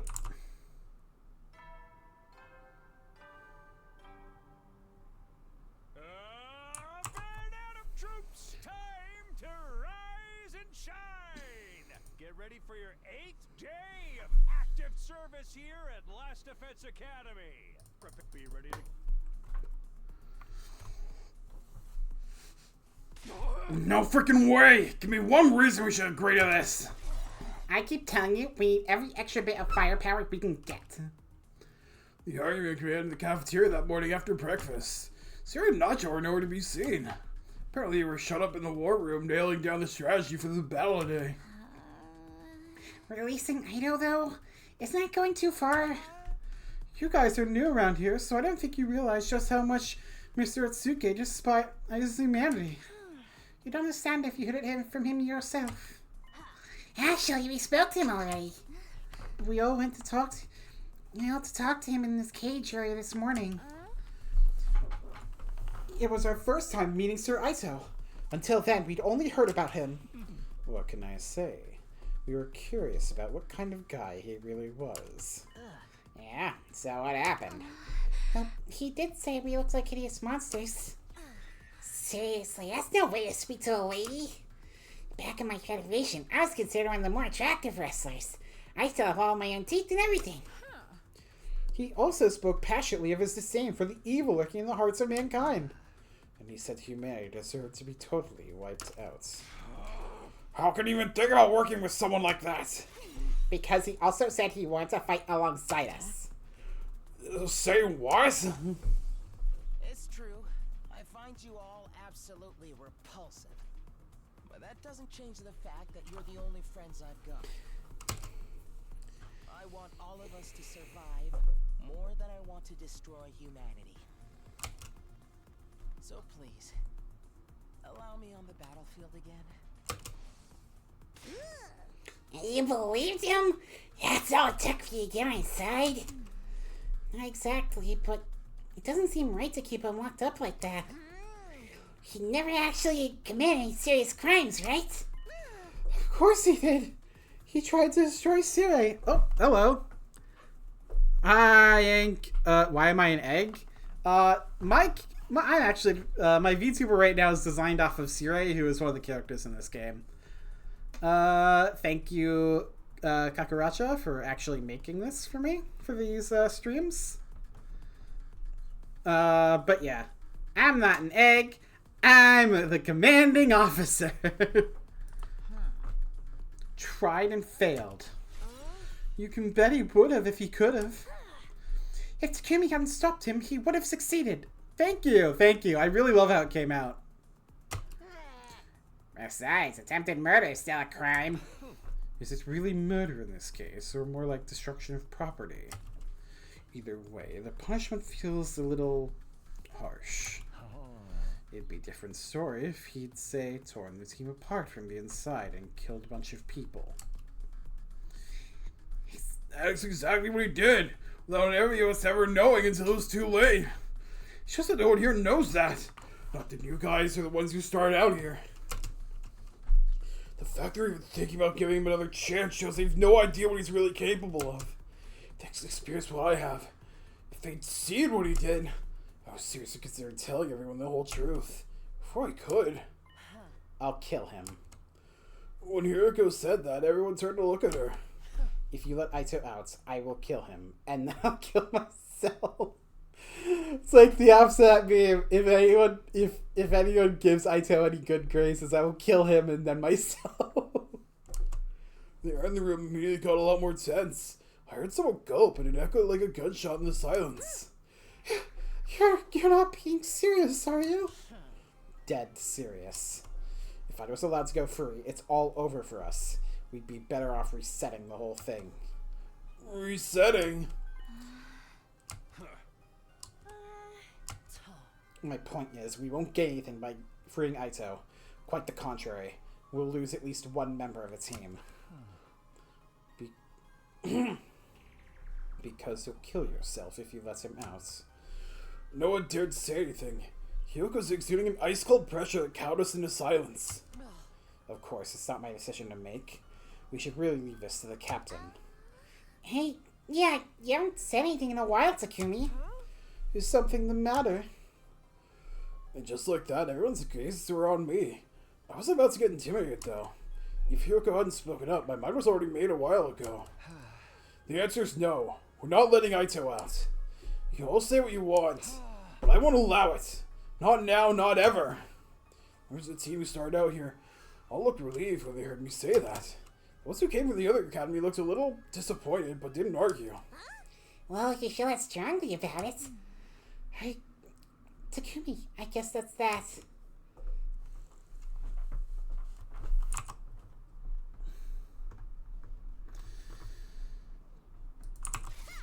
I'm so bored. Bored. How long are they going to make us wait? Did you say gold at one point? It will be night soon. Sheesh, aren't they ever going to get here? For real, I'm starting to get sleepy. I won't be so harsh, guys. I'm sure the enemy has a good reason for taking so long. Perhaps they missed their train and had to wait. Perhaps they missed their train and had to wait for the next one. How about we do that to kill some time? Do what? A killing game, of course. Who wants to die first? Intruder alert. Intruder alert. Unauthorized personnel detected on school grounds. Defense mode initiated. All available troops prepare for battle immediately. Sorry, Ruby. It looks like the killing game will have to wait. Well, that stinks. I'll just have to kill a bunch of invaders till I feel better. It's so weird not hearing the theme during that. So, Sky, what do we do? Weren't you Nacho supposed to be nailing down a strategy all this time? Oh, yeah, we nailed down all right. Nailed it good. Yes, indeed. We could have started a cop. She builds this with the amount of nailing we did. Great. What is it? Yeah. What's the plan? It's... What else can it be?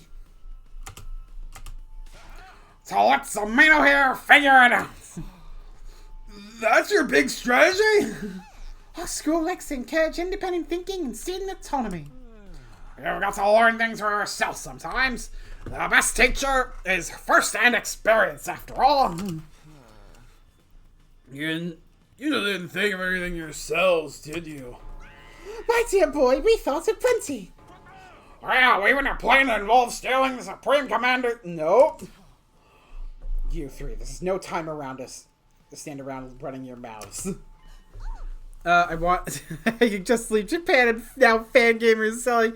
No, that sucks. She's quite right. Get it together, Samino. I sighed. Still use arguing with them now. Is everybody ready? Then let's do this. Special Defense Unit, move out. Anyway, I'm gonna really quickly go grab a snack and be right back. So, enjoy however long this runs for.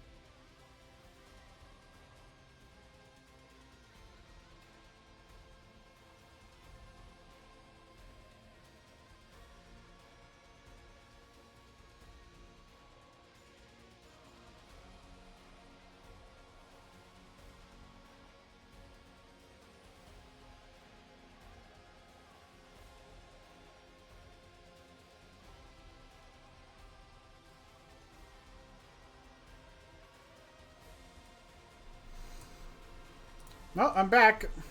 Oh, a mech? Yes, Showman does a mech. Ain't that just swell? Big old Gundam. I could do this all day. This is easier than taking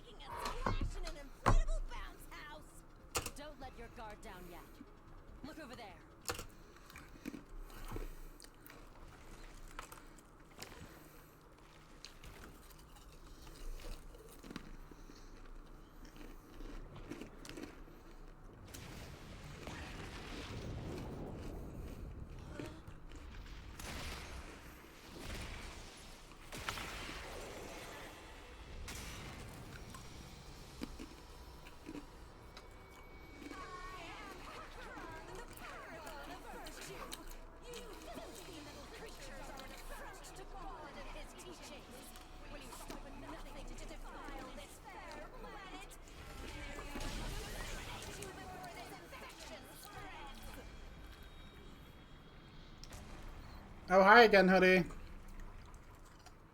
Hmm.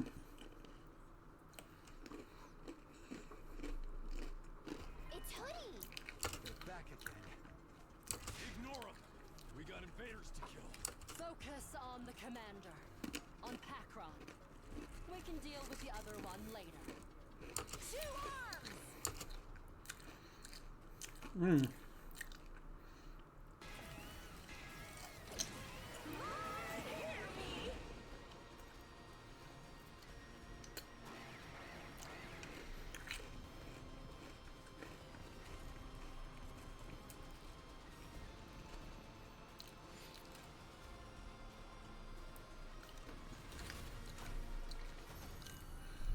Hooray!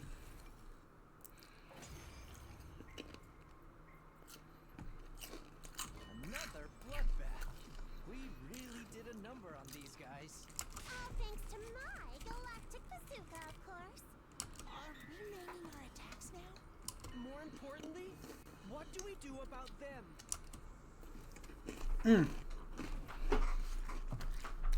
Ema pointed to where the figure we dumped Hoodie stood. And they began to walk towards us with slow deliberation. Then they pulled back on their hood, revealing That's the Supreme Commander! What? Sirei told us earlier. This is who's leading the invader army. Her? That's the big boss? I'll thank you not to refer to me by such a vulgar term. the Supreme Commander brought her hand up to her mask. Among my people, I am known as Veshness, the paragon of hope. Well, I still say I'm cuter. No one said anything about her being cute. So you can understand us now, too? Vish just narrowed her eyes in response to my question. Was that your attempt at a bluff? Or do you really not know? The hell are you talking about? She was silent for a moment. Seemed like she was thinking about something. Finally, she spoke again. I see. Some days ago, my warriors and I experienced a sudden surge of power. That was also when we became able to understand your language. I came here to find out what caused it, but it seems you don't know either. Everyone cast troubled glances at each other. Only Hiroko reacted differently. Subtle. For a moment, it looked like her mouth twisted into a satisfied smile. All this is going over my head. We gonna kill this girl or what? That's right. If we can defeat their leader, it will end the war here and now. Don't bother. If you fought me now, I'd only massacre you in one fell swoop. And where's the fun in that? I'd rather take my time and make it really hurt. I'll pick you off one at a time to make it clear just how powerless you are and inflict true despair on the rest of you. She pointed upward as she said this, right? The artificial satellite. Now, if you'll excuse me, I need to take back Pakron's remains. Pakron? That's the commander we just defeated, isn't it? In the last battle, one of you absorbed Mervrum's cryptoglobin. You saw that? Yes. I wanted to see your vile, barbaric nature in action. But I won't let the same thing happen today. Huh? Vish just moved before he had a chance to react. In a flash, she leapt over to where Pakron's corpse lay, gathered in her arms, and was gone. Now that's interesting, because in every other timeline, this is when she sort of starts absorbing everyone. Pretty mortifying how easy that was for her. Damn it! How enraging! If you had to get a rager, do it in your own time. Well, even if she got away, it's not all bad. Yeah, we still won the battle. We can be happy about that, can't we? I guess you're right.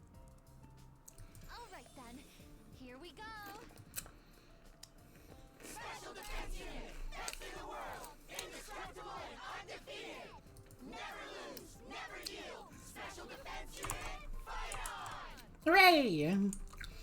We made it through our second offensive battle. Or our third, if you count the one on the very first day. And so far, none of us had died. I just hope we could keep this up. But I didn't want to bring the others down thinking like that. After everything we'd been through the last couple of days, they deserve to enjoy their victory.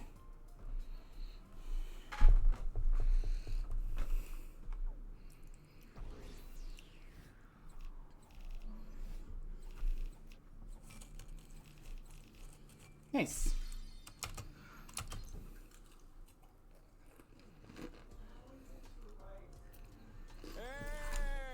Nice work, everybody! Another spectacular victory. Keep this up and you'll have the war won in no time. And the victory party. That's what last night was for. We can't have you cutting loose every time. This is a military commanding. A military academy, not a rowdy college dorm. Alas, I was looking forward to more revelry. What does this attack do anyway? I believe day 15. At least that's what Siri and Nacho told me before. Alright, of course we did. Thanks for the reminder, Shizahara. Just so, we received a report from the artificial satellite to that effect. I was surprised, but didn't panic.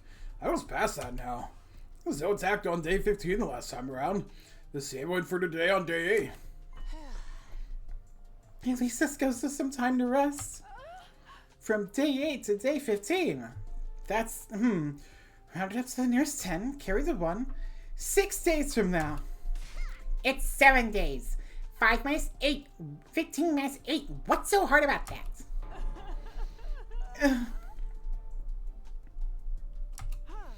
That means after today, we've got 6 whole days to take it easy. You guys want to tightrope walk across the steel girders and take bets on who falls first while you wait? Sorry to break the deal, but you don't have time for any of that. We don't need you all to start training in preparation for the next battle. Oh, for the love of murder. Guess we should have seen that coming.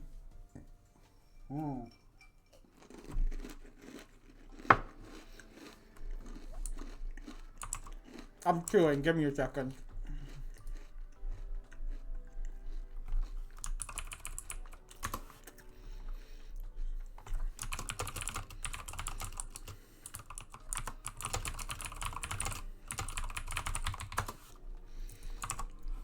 After our battle, we took our time over late dinner and went back to our rooms. I stay on the roof, though. I was thinking about Yuriko. Starting tomorrow, I'm going to have a lot to do. Just do as you're told. Follow my instructions and don't ask questions. Provided the work gets done, I'll answer all your questions on the evening of day 9. I was on day 5. For the past 3 days, I'd done everything she'd asked me. It really was a lot to do. I've been so busy, I hadn't even had time to think about the things I wanted to ask her. Well, that was about to change. Tomorrow was day 9, the day I'd get my answers. I'm holding you to it this time, Yuriko. I won't back down until you've told me everything. I was conscious of a weird, restless feeling in my chest. Was it from anticipation, or was it something more like fear? At that point, I still couldn't say for sure.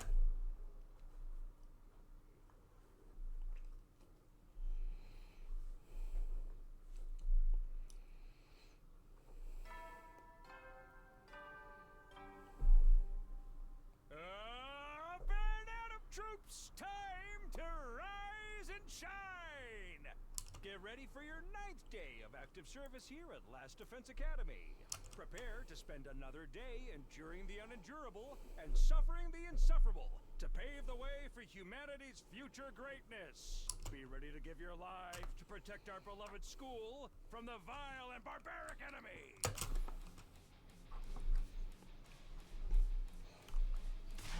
Tatsumi, come quick. It's Ido! Hey. A little after breakfast, Shoma came charging my room on a panic. I know. What do you do now? He's not in his cage! He's gone, he's escaped! What? I was on my feet before I knew it. I followed Shoma and we both rushed outside together. Where's everyone else? Hey, you're the first one I told. Takamaru knows too, though. He and I were doing a morning training in the courtyard. That's when he noticed the cage was empty. Alright, you go tell the others about this. I'll look for Ido. Okay. Shoma nodded and hurried away. Ido escaped? But how? I have to stop and think about it. I have to find him before he causes more any trouble. Oh, okay, I guess it's just this.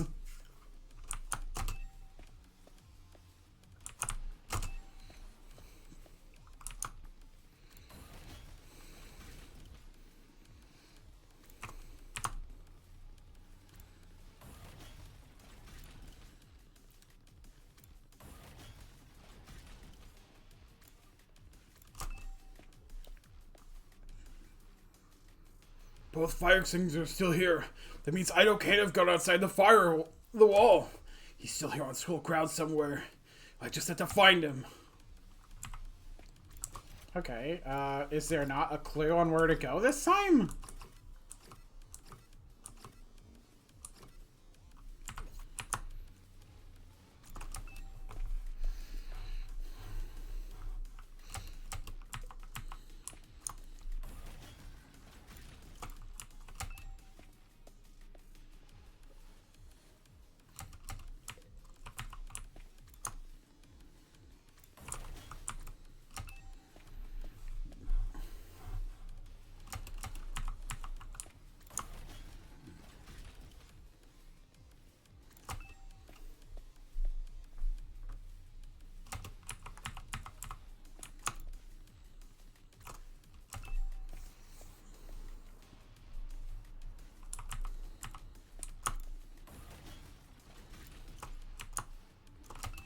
Alright.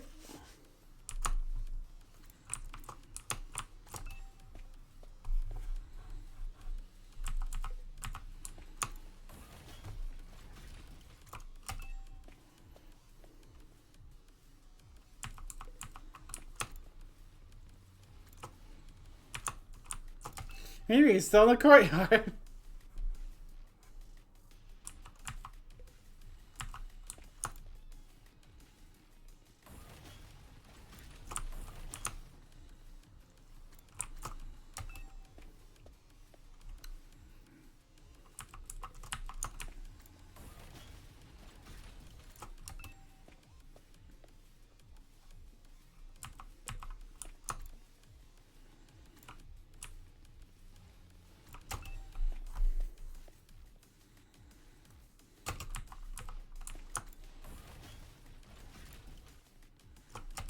Alright, where the fuck is he meant to be?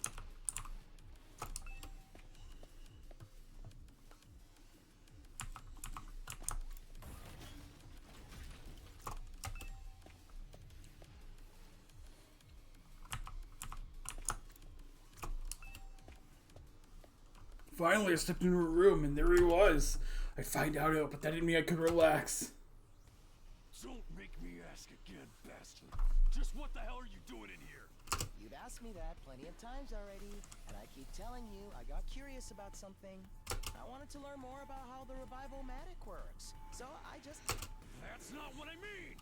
How did you get out of your cage? Tell me that! Hey, calm down, Takamaru. How am I supposed to be calm at a time like this? Ain't you the one who said it'd all be over if this guy got out? I did. Press off! How did you escape?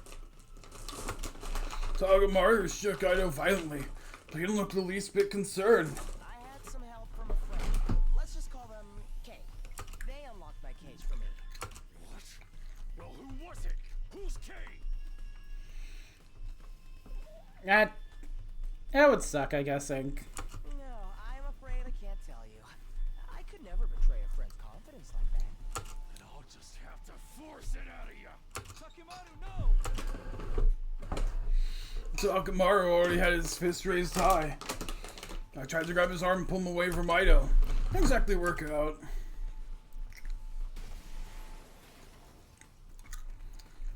A jolt of pain shot up my spine. I've been knocked back so hard and fast, my guts were still doing somersaults even before after I came to a stop.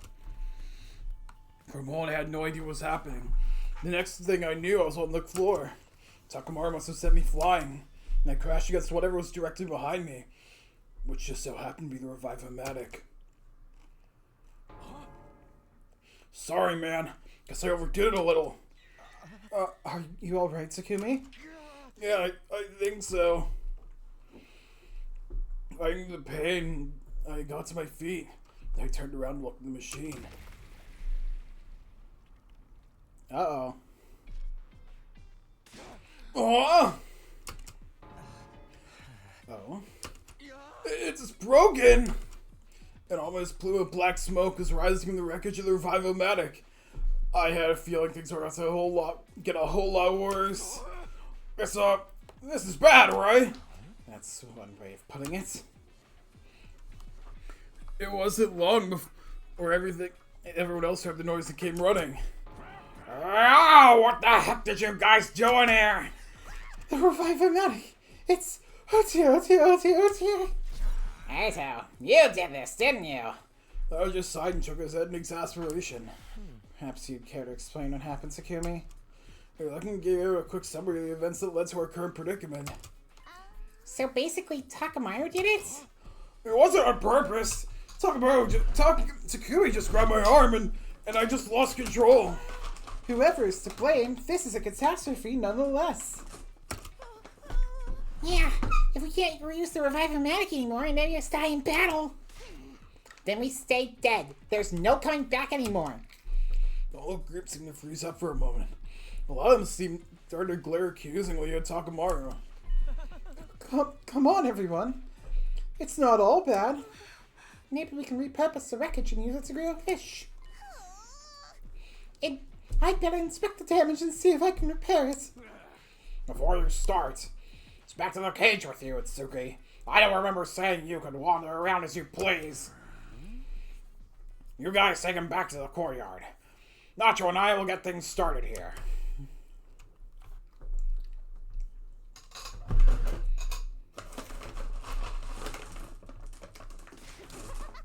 Okay, now you found Item. It's time for his execution. You allow me. Hold on. Nobody said anything about killing him. We're just locking him up, right? Then let's get on with it. Huh? Everyone, wait a minute. Showman broke off from the group and ran over to his cage. After inspecting the door, he turned back to us. His cage. It's still locked. A moment later. Yoko groaned and hunched over, her face twisted in pain. What's wrong? As suddenly she raised her head again and screamed out a warning. Not that cage. We have to put him somewhere else. Why? I can't explain it. Just trust me. This is all so sudden. Yeah, you gotta at least give us a reason. Everyone looked confused and a little uncomfortable. But that atmosphere soon dissipated when there was another scream, this time from Keiko. Blim blam blum. I can see it all now. What? Seriously, what the hell's going on? That was the sound of Keiko's detective senses going off. I assume you made another brilliant deduction, sister dearest. Aito, You said that Kay opened your cage for you, right? That's right. So then why is the door still locked?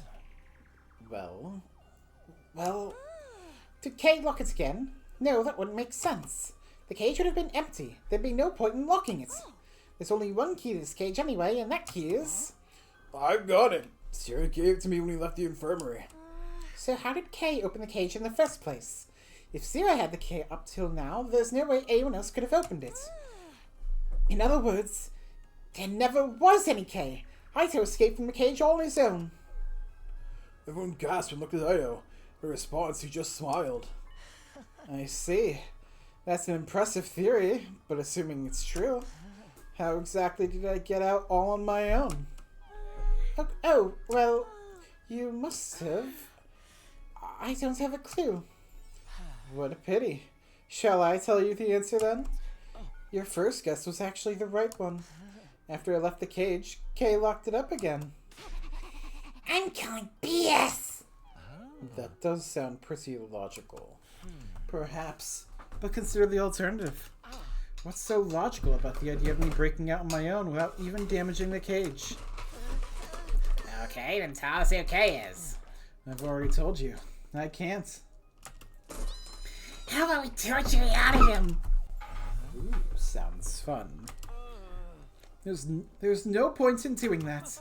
If my dear sister's theory is correct, there is no K, so obviously he can't tell us who they are. Alright. Prosy pooper. Either way, we should assume Keiko is right. In that case, we'll have to find somewhere else to lock Ido up. If you're gonna break out these cages on his own, anything could happen. Where are we gonna put him then? Oh, I have an idea. Is it the strange room? It's a strange room! How about in here? There's a lock on the door and no windows, so he won't be able to escape. And it's a room we never use ourselves. This suits me fine. It's bigger than my last place, and there's even a bed. I just hope the rent isn't too steep. Yeah, laugh it up. And so, he decides to hold Ito in the room with no name. It's got these weird capsule-like machines. I guess we'll call it the capsule room for now. You got a prisoner inside, the rest of us stepped out of the capsule room. I got the key from Syria when we told him our plan. I made sure the door was locked up tight. So satisfied there was no way I could get it open, we all left. There's no point in hanging around there anymore.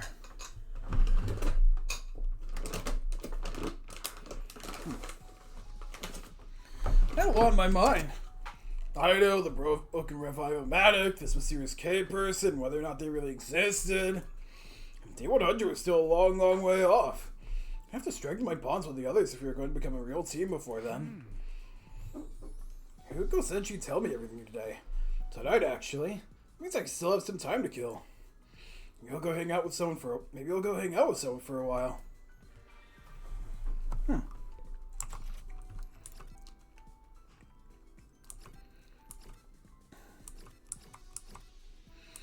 I mean, I could just go and get some more things.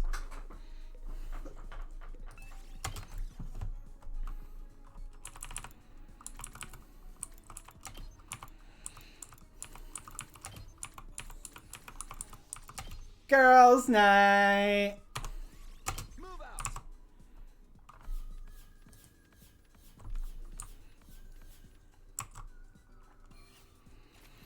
Wow, that was a lot of BP for this kind of thing. Before I knew it, the sun was sinking beneath the western horizon. The night, day 9. This is when Hiroko promised to answer all my questions. I go find her. I didn't have to look very long. I happened to glance around the roof and spotted someone sitting on the other side of the fence. It was Hiroko. What's she doing over there? I hopped over the fence and sat down next to her. Oh. This was something I hadn't expected. Hiroko looked different. It was her eyes. They were usually so sharp and cold, never betraying the slightest hint of weakness. But now they were filled with tears. Big wet tears that ran all the way down her face. I didn't understand. Why was something change? What was going on? This was so far removed from what I'd come to expect from her, my brain just couldn't process it. This little part of gameplay reminded me of Oh, cool. You should tell me about it on Discord. I don't think I've heard of that one before. I felt like I should say something, but I couldn't find the words. What do I do? What do I say? What can I say? The normal thing to do in this situation would be to say something comforting, something considerate. But in my confused state of mind, all I could come out with was something totally meaningless. Are you crying? Hiroko took off her glasses and wiped her eyes. She took several deep breaths before answering. No, I'm not. You definitely are, though. Did something happen? Something? Like, you know, something sad or painful or... No, not really. So then, why are you... Why do you have to be so dense? I told you, I'm not crying. And if I was, it would be incredibly insensitive of you to keep pestering me about it. Even middle school kids have enough delicacy not to walk up to a crying person and ask, "Are you crying?" She had me there. I didn't want to say anything that might make things worse, so I just clammed up. Did you hear about the Revivomatic? No. It was damaged pretty badly.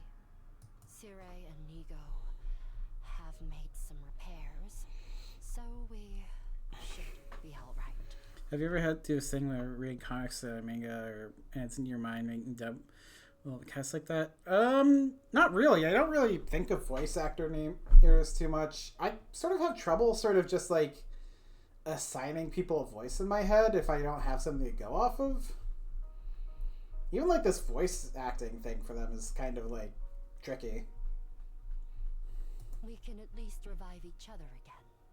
But it's not completely fixed yet. They said one part of it is still badly damaged.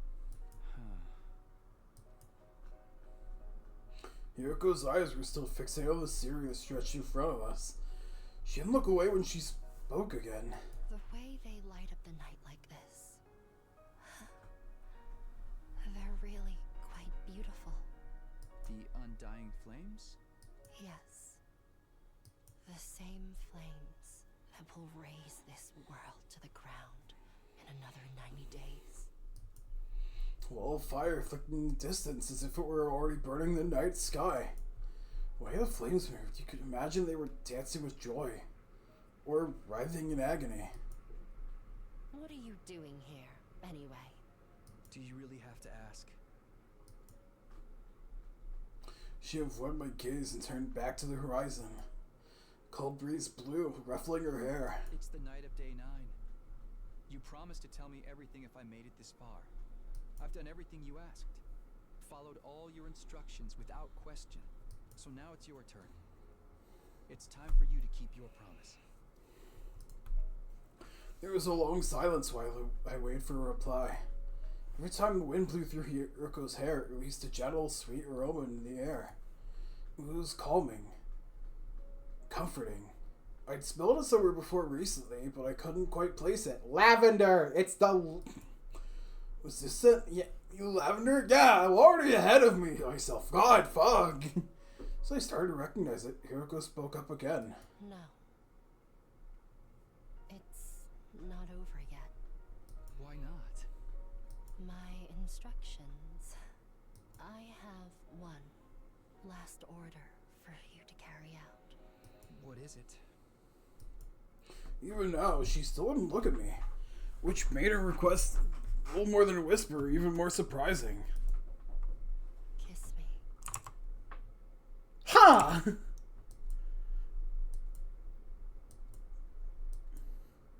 Huh? Not for the first time that evening. I found myself at a complete loss for words. Was she serious? Was it a joke? I really couldn't tell.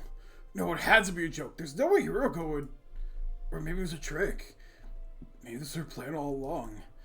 By giving me an impossible order like this, she could weasel out of our deal right at the end. You failed to uphold by your end by refusing to carry out my orders. I don't have to tell you a thing. I could imagine her using an excuse to call the whole thing off. This girl's an evil genius. Although, what if it wasn't a joke or a trick? My palms were sweating. My throat was dry. I needed to decide how to deal with this and fast. I couldn't just stand there like a statue all night. I don't understand. How did it come to this? What am I supposed to do?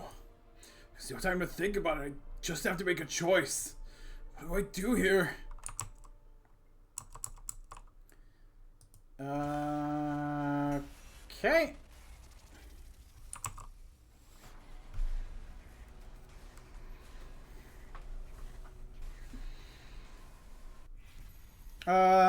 Anyway, maybe another time, Hiroko. I'm trying to get to the end.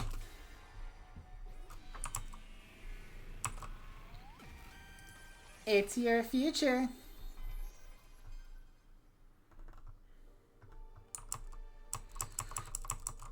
Whether she was joking or not made no difference. This was one order I wasn't willing to follow. I couldn't kiss Hiroko. Not with the way I felt about Karara or Kara or Nozomi for that matter. I still wasn't sure whether those two were the same person or not. But when I thought about them, I knew I couldn't go through with this. So I didn't. I didn't say or do anything. She didn't speak either. We both sat there in silence, gazing at the undying flames flickering in the distance. After what seemed like a long time, Hiroko finally broke the silence. You didn't think I was serious, did you? Oh, you were so serious at her, Hiroko. You know it. Honestly, you're just as naive as ever. A faint smile played across her lips for a moment. Then she abruptly got to her feet. She left without saying another word. I didn't have a chance to stop her and was left all on my own. Once again, Hiroko avoided telling me the truth. All of a sudden, she seemed so fragile. So vulnerable. Like if I called out to her now, she might disappear completely. Despite all that, I think I finally had my answer. Just now, Hiroko said I was as naive as ever. That was a weird way to talk about someone you've only known for 9 days. Those words, along with everything else that happened, were starting to add up. Hiroko was like me. She wasn't the same Hiroko that started out here. In this timeline. She's also a time traveler. Wow, actually putting it together.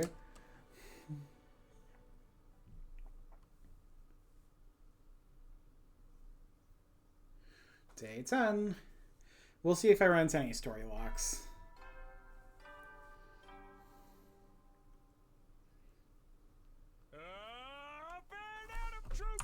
Time to rise and shine. Ready for your 10th day of active service here at Last Defense Academy. Wow. Look at you guys.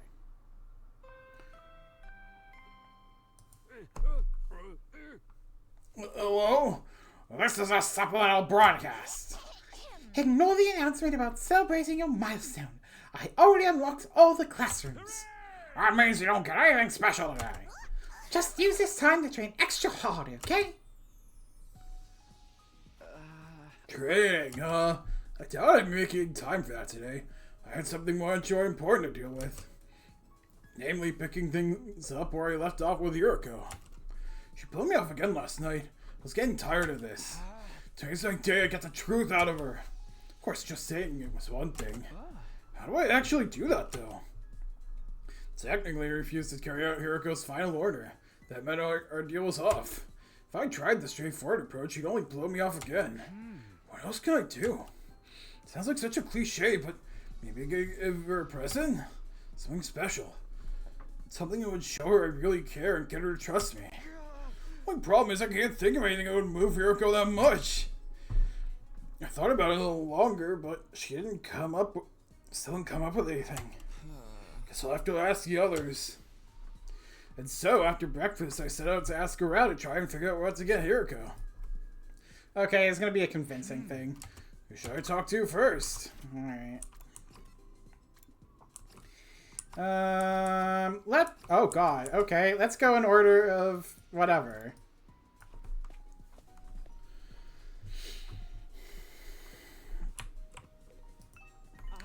Please don't disturb the crime scene, Mrs. Samino. The world's greatest mystery-solving twins are working a case here.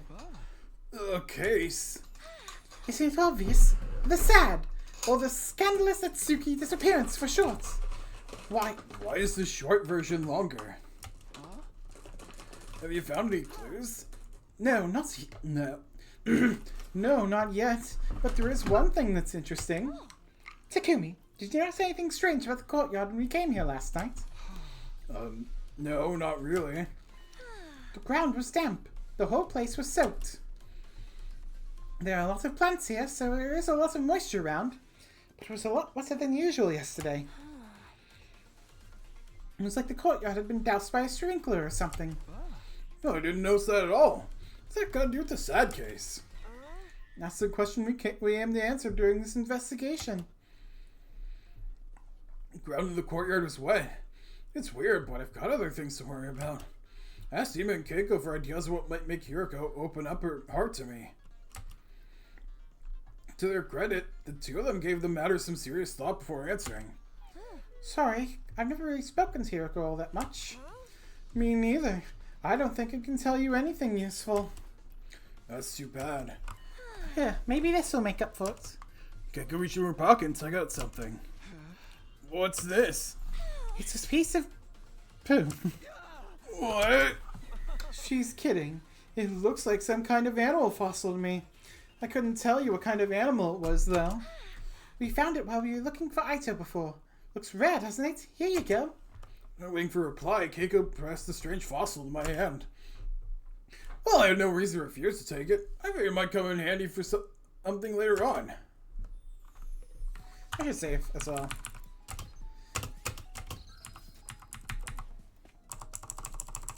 Okay, and next up we're going to do this. Oh, Takumi, are you here to help me train? I'm so weak, I feel like I might keel over if an invader just looks at me hard enough. Sorry, but there's something else I want to talk about. I told Showa about my quest to gather information. Something that'll make Hiroko open her heart? Well, I could think of one thing. Soft vinyl. What? Like plastic? Yes, like a doll made from soft vinyl. Although doll isn't really the right word. Maybe figure would be better. It's not just the human-shaped ones she likes after all. Hiroko tell you that herself? That's right. She used to collect them back in the complex. The sadistic ice cream like her secretly being a passionate toy collector. It's kind of cute, don't you think? Well, this is surprisingly strong terms coming from Showa. Oh, speaking of toys, about 2 days ago, Ido asked me for something. I just remembered now, and it might have something to do with how he escaped. What are you asking for? Some sturdy rubber balloons. Empty ones, of course, not already inflated. There were about 100 of them. 100? I made them using the gift-o-matic and gave them that morning along with his breakfast. He said he wanted to help strengthen his diaphragm and improve his lung capacity. I didn't believe that was all there was to it, of course, but I didn't see how it could hurt, so I gave them anyway. I'm going to kick you in the head. Oh, I can't find it. Damn you. Let's go with Kiyoshika next. Because Moko's my goat. Something that would touch Lady Hiroko's heart. I'm not sure how useful this would be, but I believe she likes cats. Cats? You know, furry creatures that go meow. She had one back in the complex. She admires their independence, their ability to work at night, and their hunting habits. Apparently they remind her of herself that way. Cats, huh? If I may, I've been wondering about Sir Ito. Do you really think he could have broken out of his cage without any assistance? That kid seems very kickable. He really does! Like, every so often I think about kicking Shoma. For real. He is kind of Lancer-shaped as well. Is something bothering you about that, Yuri? It may be nothing, but something curious happened 2 days ago on the night of day 8, after we'd all assembled in the cafeteria. When I heard there was to be no post-battle celebration, I wandered into the courtyard to get some air. While I was out there, I heard a voice coming from the animal pens. It was Sir Ito, of course. He requested that I close the drain in the corner of the grounds. The sound of the water was keeping him awake. Even a prisoner didn't deserve humane treatment, and I thought it couldn't possibly do any harm. So you did it? Yes. I don't see how it could have any bearing on his escape, but I thought I should mention it. Huh.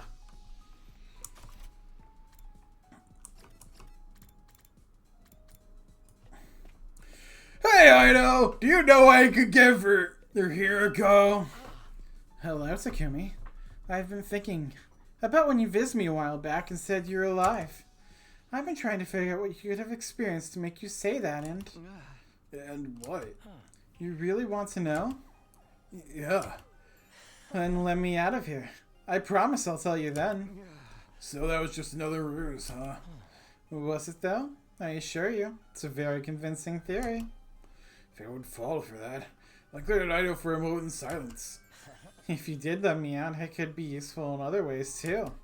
I could act as your advisor, help you out with any little things you don't want anyone else knowing about. Not interested. You're the one who's visiting me. Why are you even here if not to hear what I have to say? I came here for ideas that I would get to Hiroko. You're the fighter who didn't know anything, so he was the last person you wanted to get help from. Oh, don't look at me like that. I might have to tell everyone about the other thing, you know? Which other thing? About you coming from the future. You still haven't told them, have you? I'm kidding. I wouldn't do that. It's a secret between you and me. And the secret this important is something you blurt out in the heat of the moment. No, I'm saving it for the right moments. Suddenly I noticed something sticking out from my nose pocket. I darted forward, reached in, and pulled it out. What's this? Can't you tell? It's a balloon. Not just any balloon either. It's made of a special kind of rubber that makes it extra sturdy. I stared at the balloon in my hand, trying to piece some things together. You can have it if you like. There's plenty more where that came from. I shoved my pocket and left. Thanks, Ido, for the balloon. Oh boy, oh boy, oh boy. Takumi, perfect timing. Can I put you in a coma chest real quick? I'd rather you didn't. Then what are you even doing here? What is there doing in a gym besides wrestling? There's tons of stuff. It's okay, get it. You come to interrogate me about that thing, right? Well, it's true. I opened the valve for the fountain in the courtyard all the way. What about it? You saying it could have had something to do with how I escaped? I didn't say anything about it yet. It sounded like it'd be important, though. Can you tell me some more about that? It was yesterday, really early in the morning. I'd say 1 a.m. and day 9. I felt really hot and I couldn't sleep, so I went for a little walk in the courtyard. Then I ended up talking to Ido. I've been wondering just how high that fountain over there can reach. Maybe you'd be good enough to turn it up for me? Once you mentioned it, I got curious too. I opened the valve and the water started shooting up like a huge geyser. And you just left it like that?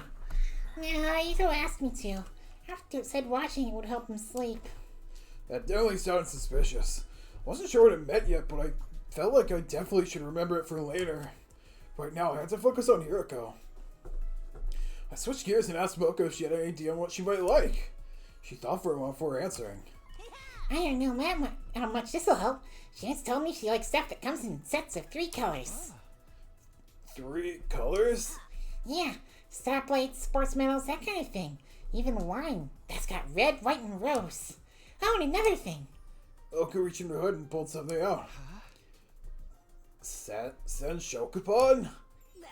It's 3 flavors in 1 bun. I got it from the cafeteria. I was gonna eat it later, but I got plenty more. You can have this one. I had no reason to say no, so I took the bun and left. Oh boy. I think this is all I'm going to learn for now. I don't know if I'm going to get closer to winning Hiroko over, but I at least know more about her interests now. I believe Lady Hiroko likes cats. A statistic ice cream like her is secretly being a passionate toy collector. So I want to give her a present. A vital figure of a cat should be the way to go. Not just any cat. There's one more important detail I learned. And that's... Hiroko told me she likes stuff that comes in 3 colors. A cat with 3 colors. In other words, a calico! Alright, I better order the gifted mannequin whip up a calico cat figure. A soft vinyl calico cat figure. Perfectly capture the cuteness of a cat. Some people strive to collect every type.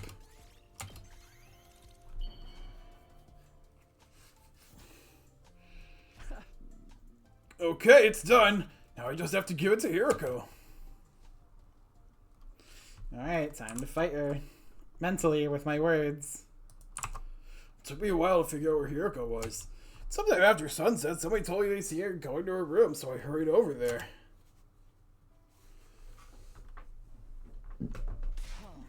Takumi, what are you doing in here? Haven't you heard of knocking? Whoops, sorry. I have something for you. What? I don't know if it's your kind of thing or not, but I handed the Calico Cat figure to Hiroko. I don't understand. It's a present for you. I thought you might like it. Hiroko stared at the little plastic figure, and tears filled her eyes. Wait, tears? I wasn't prepared for this. I don't think you like it that much. It's not possible. What do you mean? You couldn't possibly have known. About what? You didn't reply, but slipped the cat figure into her pocket.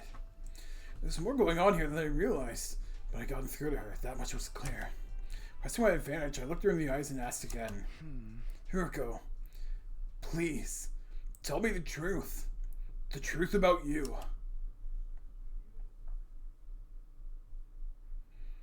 Here we go. It's been a while since we've done this. What is this? You're just suddenly giving me a gift? Are you trying to buy me over with material goods? You must think I'm a fool.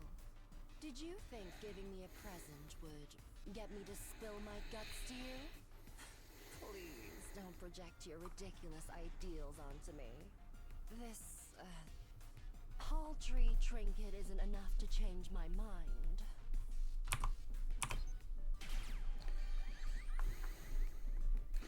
Oh, she's gonna take a while. That's not what I'm doing at all. I just wanted to express myself to you. I thought it would help you understand that I'm acting in good faith, or that you at least see how serious I am. Anyway, a promise is a promise. You couldn't meet the conditions I laid out. You didn't follow my final order. Therefore, I have no obligation to tell you anything. Damn it. You actually meant that? You really want me to do it? Are you completely insane? Of course not. I was just teasing you. Stop jumping to conclusions. Damn it. Well, it really doesn't matter. Seeing you right now really doesn't inspire me to ask about it. Forget I said anything. No! We gotta go again. Are you trying? Nice. Come on. Anyway, a promise is a promise. But what are you talking about? I don't really follow what you're saying. Oh? Then so be it. Although... Well, there is something on my mind. I'm not gonna say "haw" like an idiot.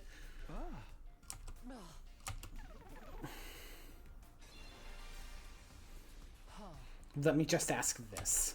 Why would you give something like that to me? A calico cat figure. What made you pick this to give to me of all things?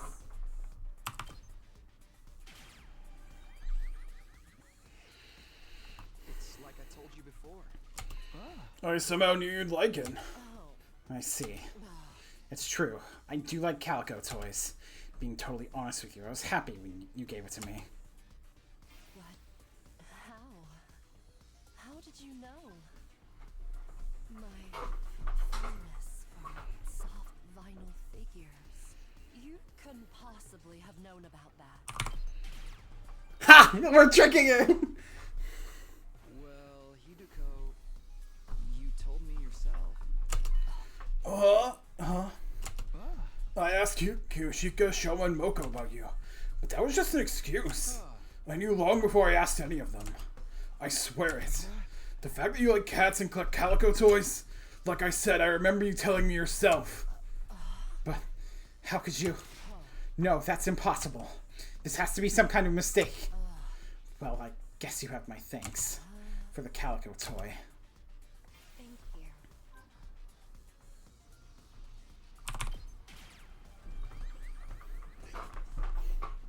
There's no need to thank me.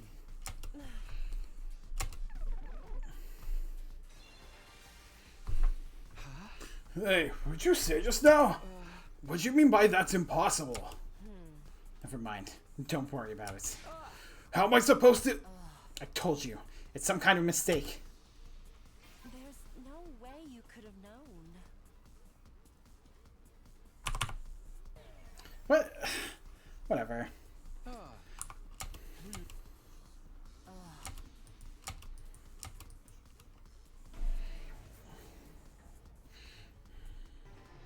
Maybe I didn't do it fast enough? Yeah, I didn't do it fast enough. Oops. I know all too well. What is it you think you know exactly? All the pain and suffering you've been through. Watch your mouth. Are you insane? Don't say things like that so lightly. You'd never understand.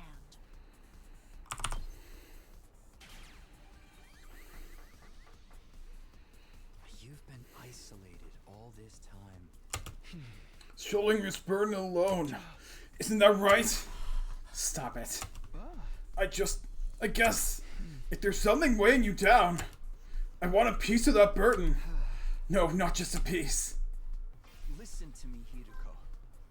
All of the pain and suffering you're feeling,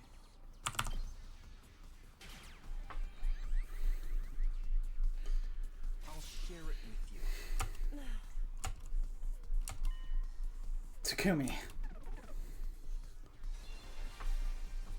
Hiruko, we can build a new future. One where nobody has to die. A future where we all make it to day 100 with a smile.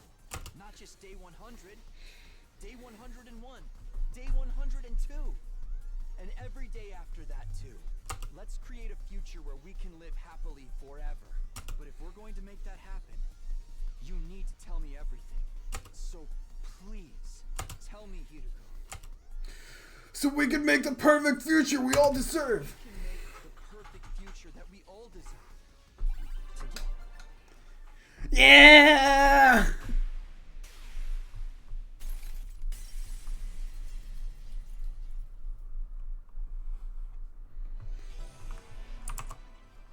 Still got it.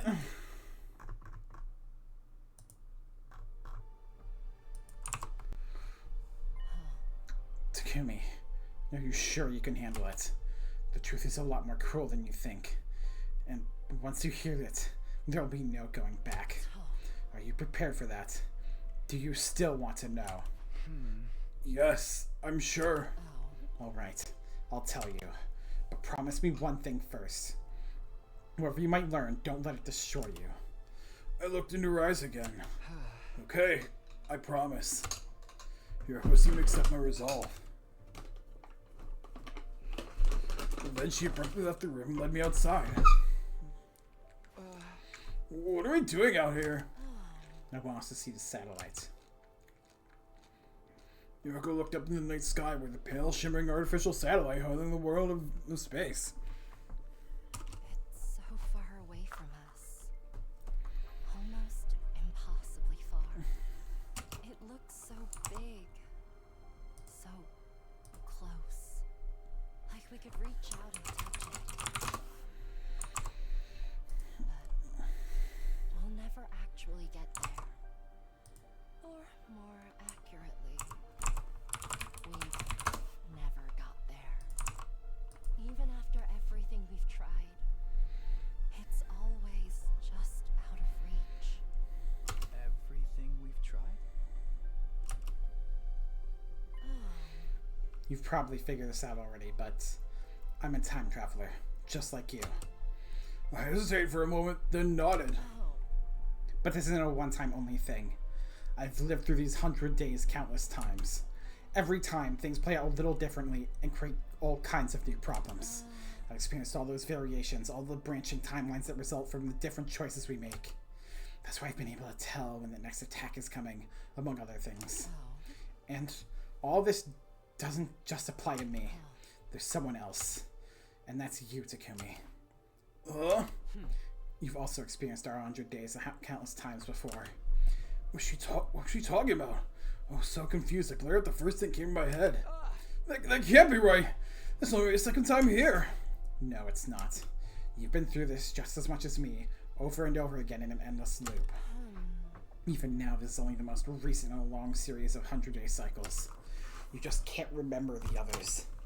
No, it can't be. Strictly speaking, neither of us are time travelers in the way you think we are. This isn't a matter of us leaping back in time. It's more that we're trapped in a time loop. That goes for me, and you too. You're the same as me, Takumi. You're not a time traveler. You're a time looper. Hooray! Oh! You're not able to continue me trying exploring other branches. So now, reach. What the fuck? Okay, 34th. What the fuck? Okay, so I'm missing something here. 34. I wish I could look through the fucking endings more easily. Okay, let me see what endings I do have, though. I figured I must have been missing something, but... Okay, what endings are these? Okay, 19, 27, 25, ending 1, ending 5, 34, shit.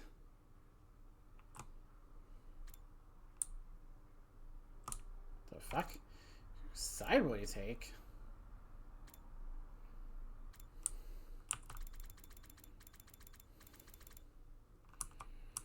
God damn it. Which ones do I fucking need? 34, 36, 27, 76. Okay, so... God damn it.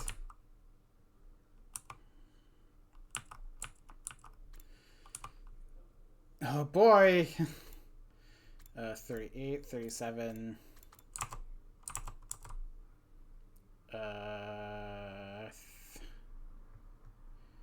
72, 76.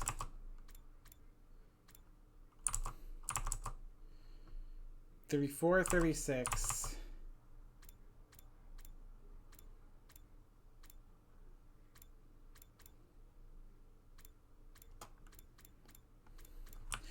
Wait, what the fuck is... Oh my god. Okay, I must have... Hold on. Jesus. Okay, 100 Line Defense Academy, Castle Reach, ending 36. Okay.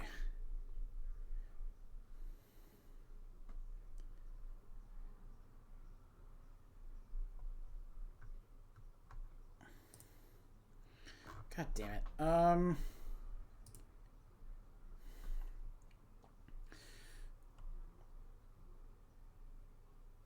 Oh god, so I have to do the... Oh, so... Okay. So, this is apparently the ending. Alright, before decision, time to go side with Gaku?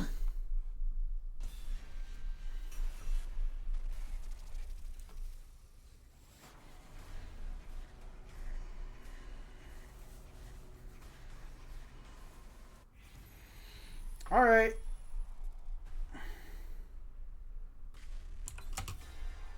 I guess this is the one thing I didn't do. Apparently, there's a lot of important information in this route, so let's see what happens. Maybe we really are cursed. No, we definitely are. There's too much that doesn't make sense otherwise. Alright, I knew you'd come around, Takumi. Please tell me you're not serious. Of course I am. Everyone's been killed in such bizarre, malicious ways. It only makes sense that some kind of bizarre, malicious presence is behind it. I've really got off the deep end, huh? Never thought you'd be the kind of guy to buy into all that bullshit. You guys have a better explanation for who the killer is then? That's what we're trying to figure out. And how many people have died while we've been doing that? How many more of us could still die before we find an answer? We don't need to know why this is happening, we just have to find a way to stop it. It's really a curse, and there's gotta be a way to break it. You tell him, Takumi. We've been way too reactive this whole time. Finding the killer won't do us any good if we can't prevent the next murder. There's no getting through to them now. For once, I agree with you, Hiroko. Please, everyone, just calm down. That's right. Kurata's still hanging there. There's no time to be fighting amongst ourselves. Yeah, we should get her down at least. I can't stand the idea of leaving her like that. Guess you're right. She may come back and haunt us if we don't. Hold on a minute. There's a crime scene. We need to preserve it until we've had a chance to investigate it. No, we gotta treat her body with respect. Have some decency. What's your concern here? Must be so nice to have a head as empty as yours. You just don't understand people's feelings. Can't you see we're making this worse? I think we should leave things here for today. Enough has happened already. I don't want us to fight on too much of that. Oh boy. Day 74.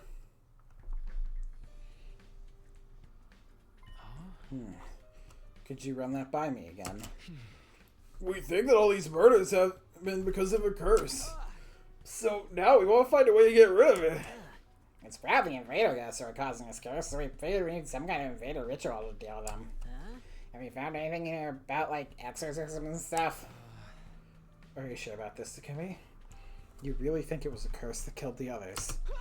I do. It's the only thing that makes sense to me. Alright. In that case, I'll make that my priority too. There are a few things I've already read that might help. They should be in this pile over here. For real? Awesome. I knew we could count on you. Come on, Takumi, it's research time. We got a curse to break. Anything that looks even a little bit doable, we do it. Nothing is off the table. If we try a whole bunch of rituals, one of them's bound to make these spirits move on to the great beyond. Right, if we do that, the curse will be broken. We can take back control and stop having to worry about all this weird stuff. Gaku, the ghost boy, and I spent the whole day in the library looking through document after document. We covered several purification rituals used by past generations of invaders and learned everything we could about them.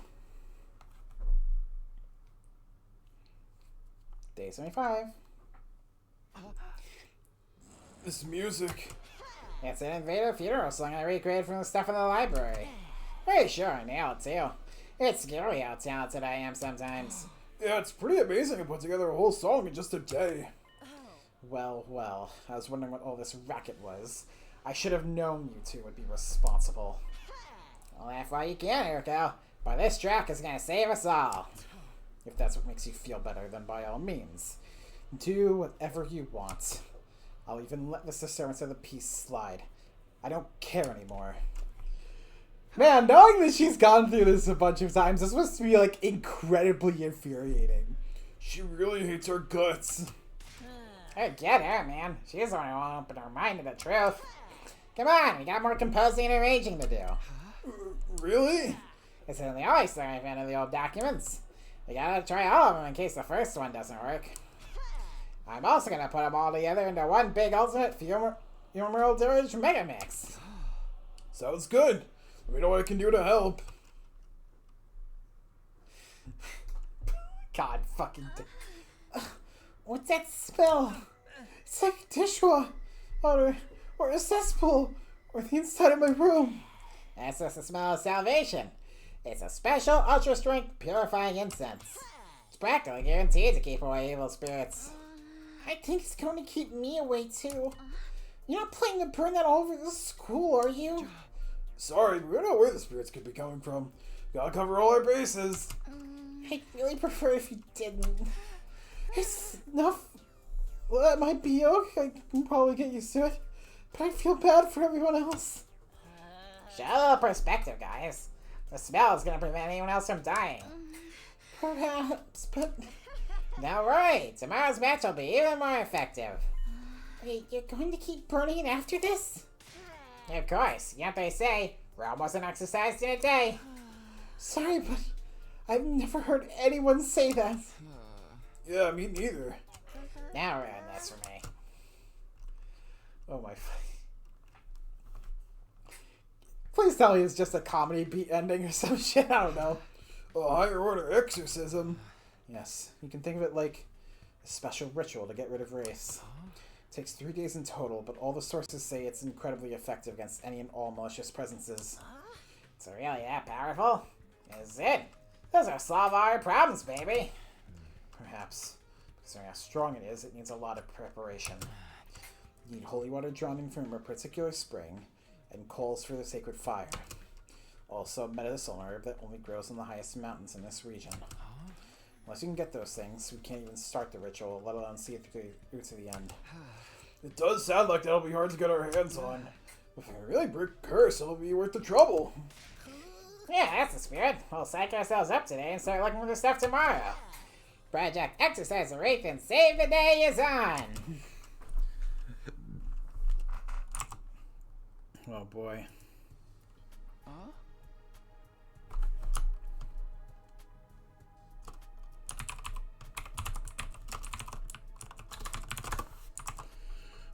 Hey, Gaku, you ready to go? Oh, you ready? It's gonna be a pretty intensive journey. I know. Come on, let's get going. So Gaku and I left the school and went off on our search. Our objective was to find 3 items necessary to perform the Wraith exorcism. Those items are holy water, coals from the sacred fire, and special medicinal herbs.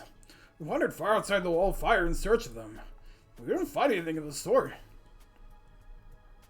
Sun descended as we searched, and soon night fell. We gave up the search for the day and trudged back to the school. Oh boy. Day 79. Yeah, we're sort of skipping through days quickly. Guess you guys are still around, huh? Do you even care about how potentially screwed we all are right now? Sakamaru. Of course we do. Everything we've been doing is to get us unscrewed, you know. Yeah? Seriously think playing that messed up music and burning that weird smelling crap and just wandering around outside is gonna do us any good? You really want to help, take a shift keeping watch or something. We tried that and it didn't work. The murders just kept on coming. Now we're tackling the real problem. Just give me a headache. Fine, whatever. Do what you want. Yeah, like you'd be any help anyway. Sorry, Takamaru, but I made my choice. It's how I'm going to fix things. Let's go, Gaku. We need the stuff for the ritual. Everyone's just getting so fucking sick of this shit. With that, Gaku and I went searching once more. But the outside portal's vast. Finding the 3 items we sought wouldn't be a simple matter. Our attempts were as fruitless as the day before, and it soon grew dark. And so that day's search came to the same unfortunate ending. Sigh!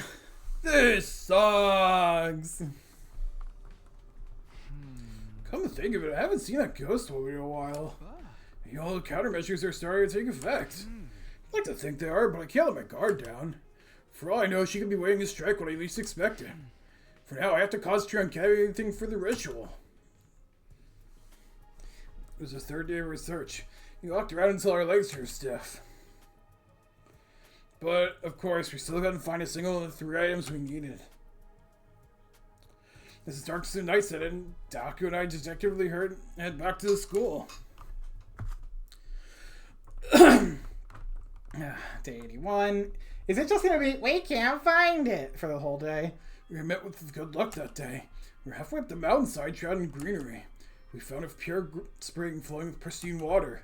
After all a long search, we finally arrived at the right place. So, this is a spring of purity we've been looking for? Oh, now we can find it. It's so clean and sparkly.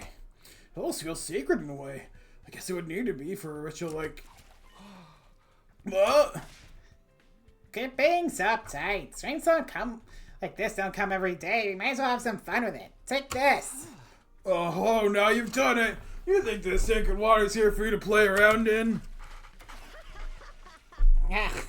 You're doing the same, aren't you?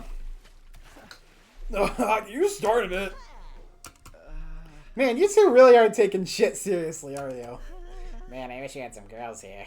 Let's just get the water and get going. Right, but it took enough so we want to come back later. God, you stupid fucking idiots.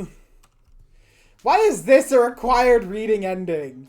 It was Gaku who first suggested the other two items could also be found in the mountains. Interesting idea. I followed him to the same mountain we made our way through in the day before. We out past the searing fountain in a couple hours. Gaku's guess turned out to be right. We found the second item in a slight clearing in a deep thicket. This must be the coals needed for the ritual. What are that coals doing inside a mountain anyway? Maybe it got struck by lightning, and these embers are what's left of the fires it caused. You can see how people would consider a strange phenomenon like that to be sacred. Yeah, I guess that makes sense. By the way, I've got bad news. What is it? Yeah, I brought along a bunch of torches so we could keep the flame going. Well, this place is a lot further away than I thought. We might not have enough.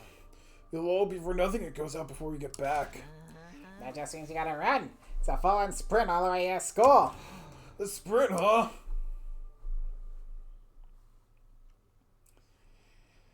Oh, God. If this works... It was our 6th day of searching. We spent climbing that same mountain as if something was guiding us. We've been blessed by good fortune day after day, and as we near the summit, our luck held steady as we successfully found the last item.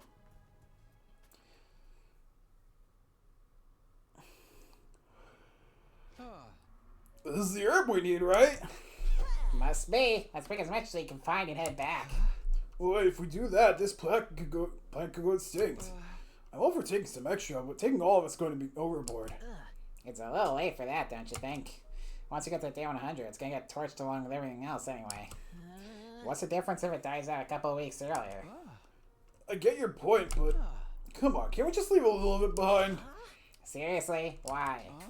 I just think rituals should be, reverent, respectful. Taking all these sacred herbs seems like something that could call down divine punishment on us. Maybe there's something in that. Okay, well, leave a couple of sprigs as they are. Do your best to live while you still can, little guys. My throat's gonna fucking explode, dude. Alright, you've got everything we need. Are you ready? We just have to chant these sacred verses, right? That sounds easy enough. Keep it going for 3 whole days might be a strain, but it's not so bad compared to what we've been through already. Better get started.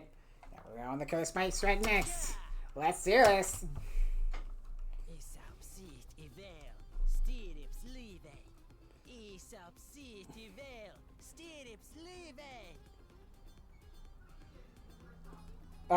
Place this...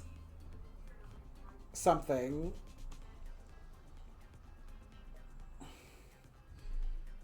This is clearly something, but I don't fucking know what.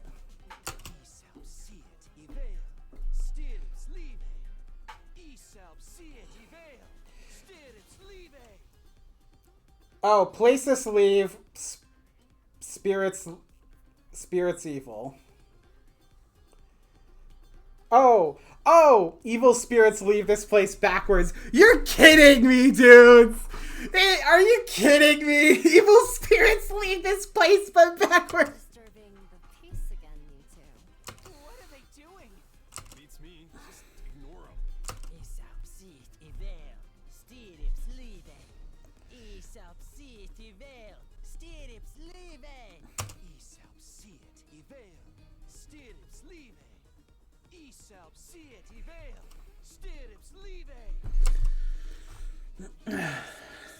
Oh my god, you two!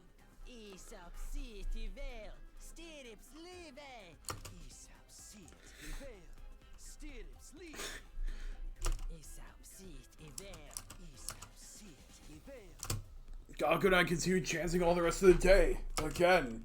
The sun set, rose again, and set again. We didn't stop. We couldn't let anything interrupt the ritual. Kept it going for 3 days and 3 nights, and then... Jesus Christ, dudes. It's morning. The ritual's finally over. I hope we don't have to worry about the race anymore, right? Here's hoping. We should probably... Intruder alert. Unauthorized personnel detected on school grounds. Defense mode initiated. All available troops, prepare for battle immediately. An enemy attack! Come on, Gaku! Right, now the curse is gone, I'm now about to lose to some regular old living invaders.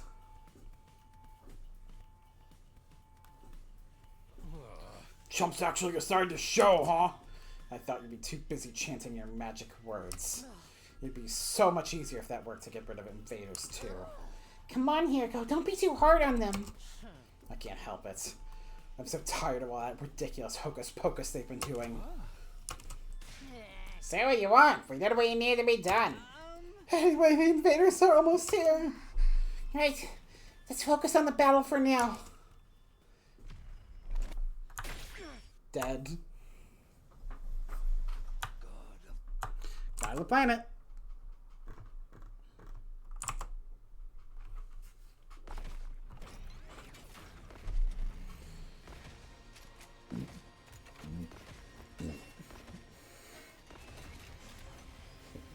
Alright, skip. Keep up the good work.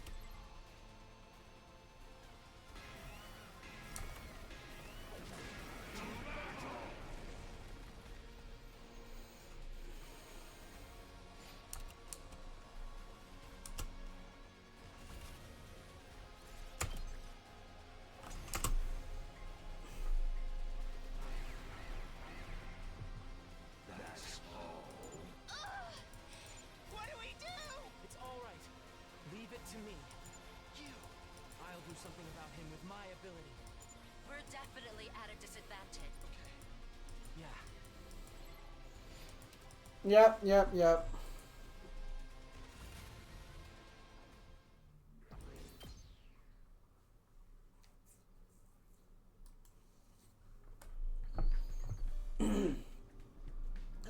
So I've been wondering, did we really get rid of it from the end? Don't tell me we're having second thoughts. Holding all these rituals and stuff was your idea. No. Don't get me wrong, I haven't just learned about the curse being to blame for all this. But, like, we only did what we could figure out from those old documents, you know? Or there was some kind of detail or nuance we missed. How can we tell if we actually did the whole thing right? Got to thinking that last night and I can't get it out of my head. Maybe you're right. There's only so much we know about the invader language and culture. Even so, there's not really anything we can do about it. Of course there is. It's easy, you just have to carry out the ritual again. Except they'll do it a little different to account for anything we missed or got wrong the first time. We still have some materials left over, so we should be good to go. If we keep doing it over and over, it's bound to take it back eventually, don't you think? Hey, you're right. A situation like this, you can't be too careful. I need to get a fucking drink before my throat fucking pops, dude. The voicing these two back to back in an endless loop is going to kill my throat.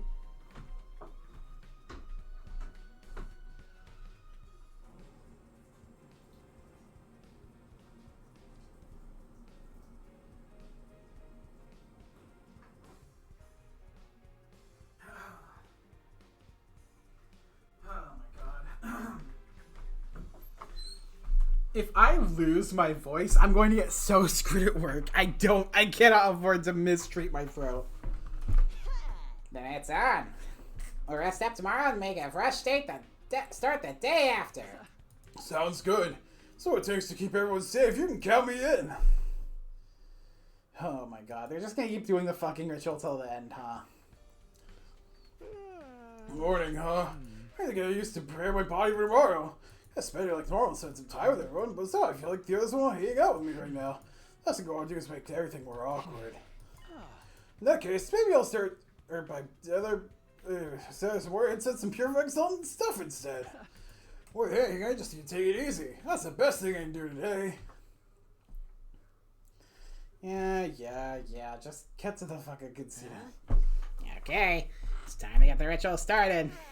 This version's gonna be more severe than the last one. I hope you're ready. Who do you think you're talking to? I was born ready.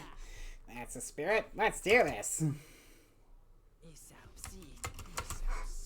They're at it again. They're really into it too. I wish they'd at least keep it down at night. Nozomi, are you okay? You're looking kind of sickly. Oh my god, is it actually working? That incense they've been burning doesn't really agree with me. Really? It's that bad? Should we talk to them and get them to stop? No. The way they are now, I don't think they'd listen. Just let them get all this out of their system. I'll try to bear with the smell until then. Nozomi is the one who's holding the gi, so... Too nice for your own good, Nozomi.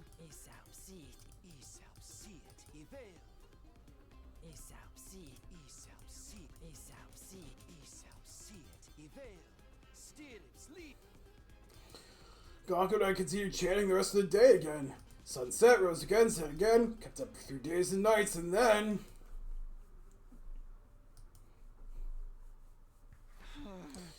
We're finally done. Yeah, what is it today? 93? What do you want to do now, Takumi? What do you know what Kodaka really meant by that question? You attack. Taking any further battles into account, should have enough time for one more attempt. See we do it, can't risk letting this Wraith survive. Nice, I had a feeling you'd say. Yeah.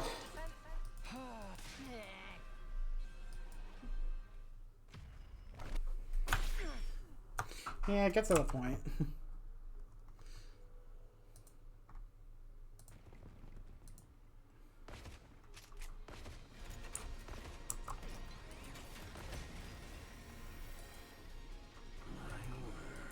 You brought friends with you this time. I wanted to come alone.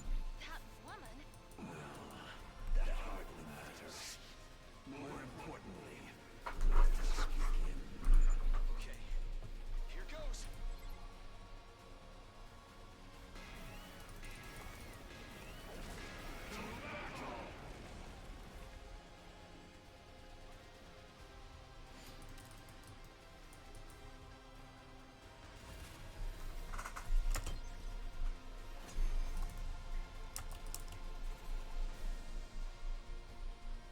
There. That's all of the cat. Now? Then let's finish this. Alright.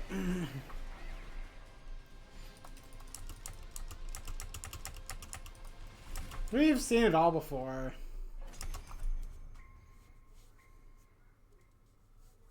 How hesitation, fear, sadness, they show in your every move. We're doing everything we can. You can't just insult us. Just what is the value of a... Enough. So, it's you. Huh? He stopped moving? Isn't this our chance? It's like someone is standing in front of him. But, say what you will, I have my own goal. You have a point. You indeed have a point. I will leave. What? I said I will leave. Whether I kill you or you kill me, it seems the death I seek is not here. I've lost interest. This will do. I shall leave. You're abandoning the battle? This should be preferable for you. And it doesn't change the outcome. You cannot beat her. At this rate, you will be killed. Farewell. Huh? With that, Dalshia the commander calmly took his leave. He hadn't mentioned anything about coming back, so it was likely the last time we'd ever see him.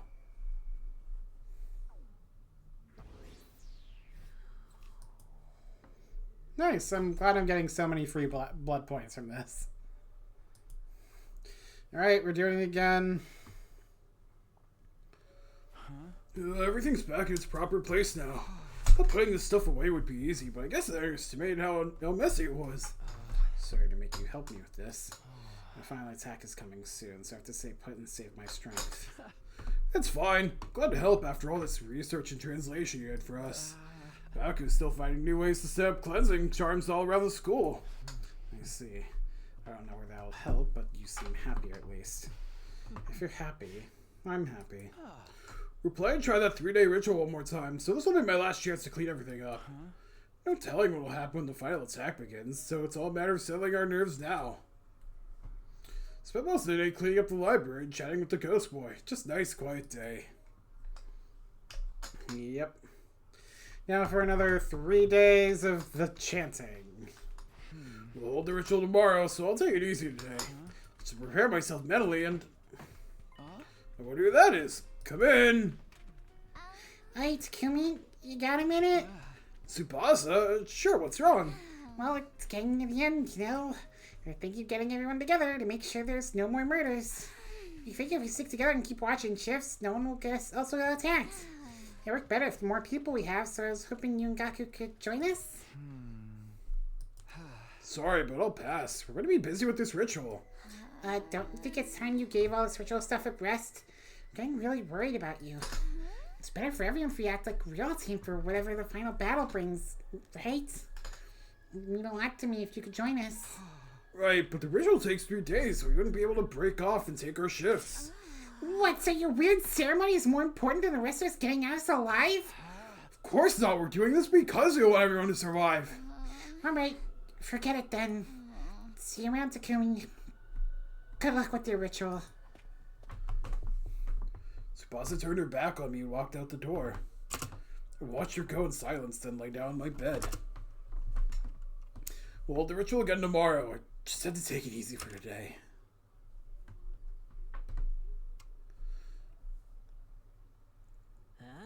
Is it? One way or another, this is our last chance. Let's exercise this wraith once and for all. Yeah, we have to protect our friends. What a racket. At least we'll know right away if anything happens to one of them. You know, because the noise will stop. Forget them. Those of us who are still sane have to stick together and keep watch. Right. Let's all do our best for these last few days.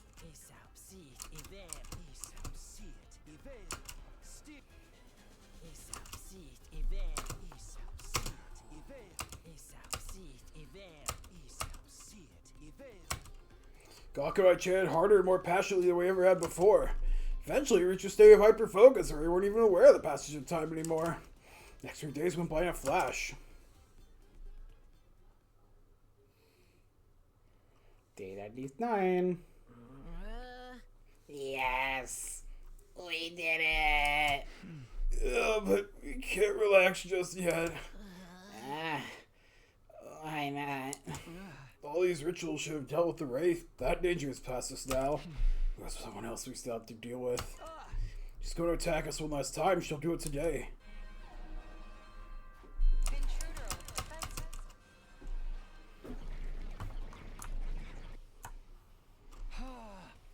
See, it's Vicious. She's here. Yep.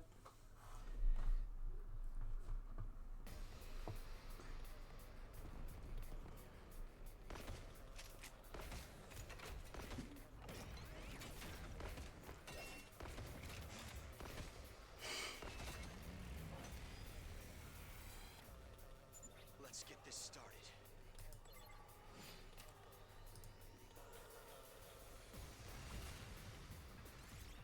Yep.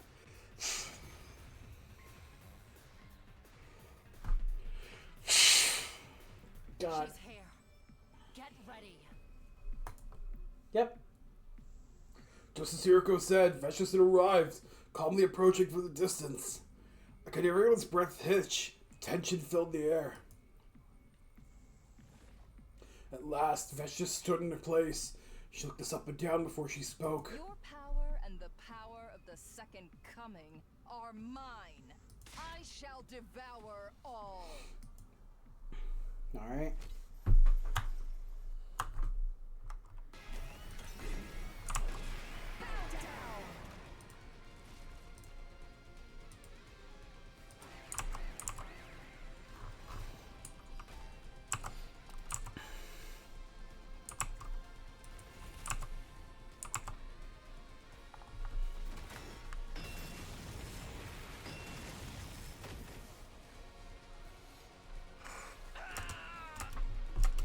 Please attack. It can't be.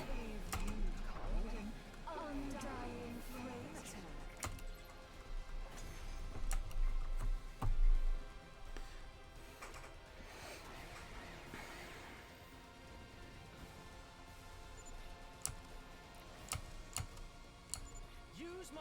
That's right. Okay, everyone, here we go.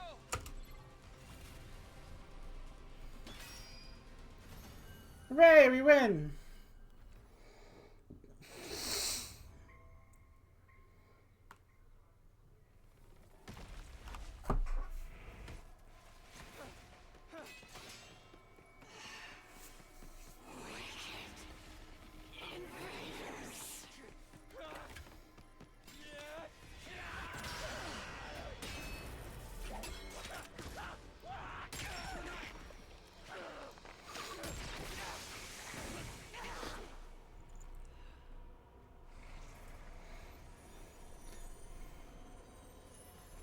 Now that you've won, there is only despair in this planet's future. Truly, the worst of all bad endings!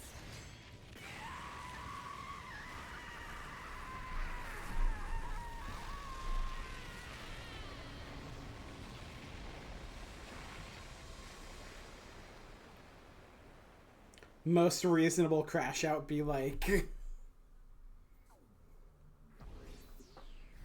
Yeah, we got a bunch of blood points. Okay, 100. Let's see what happens. Omnidirectional attack will launch in 300 seconds. Special Defense Unit members, please board the escape pod in the schoolyard immediately. The final announcement played just like it had the last time. I scrambled to my feet and ran out the door. Oh man, if I don't make it in time, it'll be all for nothing. The pod was waiting for us in the schoolyard when I arrived. The others were there too, all except Gaku. Now it's finally over. It feels a little anticlimactic. Think so? Damn, girl, you really are a badass. Yeah, I had time just dragging myself out of bed this morning. Oh, hurry, Takamaru. We all know how hard you fought yesterday. It's obvious you're still tired from that. Are you feeling alright, Nozomi? You're looking even more pale than before. I'm just a little nervous about the idea of flying this thing. But I'm sure I'll be alright. War's finally over, so everything will work out fine. I certainly hope so. If the fighting is over now, I wouldn't want you collapsing or getting sick. None of them even looked at me as they stepped into the pod. And honestly, I didn't blame them. I turned them down when they asked for my help and prioritized the cleansing ritual instead. They wouldn't stop me from getting in the pod with them or anything, but we were clearly no longer friends. They radically tarnished my reputation with these four.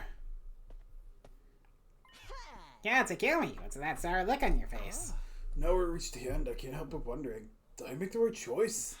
Is there a better way to resolve all this? You just love beating yourself up about this stuff, don't you? Think about it. Ever since we started performing those rituals, the killing stopped. There hasn't been a single new victim. Our plan worked. Our hard work paid off. What's so wrong about that? Besides, our fight's not over yet. We killed Veshtus, and now we're about to wipe out all the invaders left on the planet. Just think all the cursed vengeful spirits something like that is gonna create. Our fight against those malicious forces isn't over. It's just the beginning. So I went to the library and grabbed all the books and old documents I could carry. I was wondering what took you so long to get here. Guess that explains it. Come on, let's get in the pod. Don't want to get left behind. Once we get to your official satellite, we'll have to get started on a whole new set of rituals. I can count on you, right, Takumi? You threw this fist out to me. I smiled and bumped my own fist against it. I'm with you all the way, Gaku. Truly, this is the worst of all bad endings! Really? This was required reading? Box 36. Yeah, let me just check. Okay, so we got 36. And 34.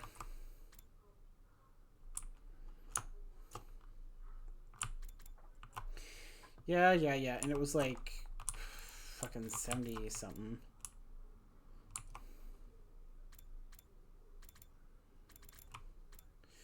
Yeah, what were the other ones? We need 72 and 76. So where the fuck are those?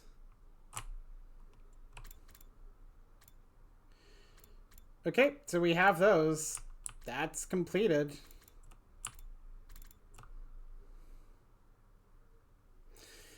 Alright, well. That does mean that when we continue, it'll, you know, continue. The fuck?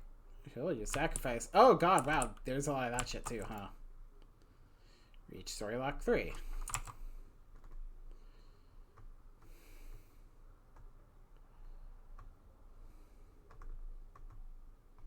me just look this up real quick.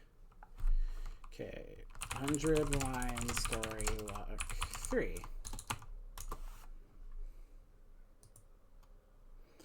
Let's say I finish the game.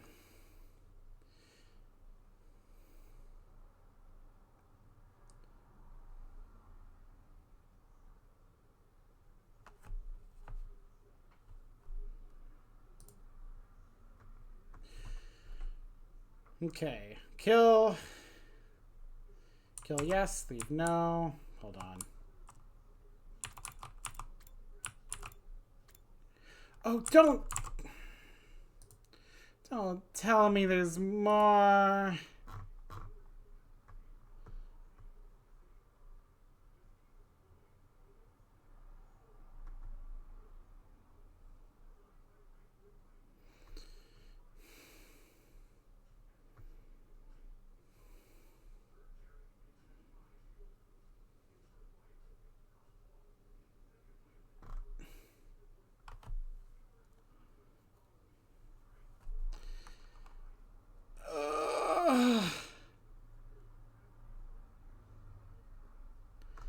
Okay, so I guess this means that...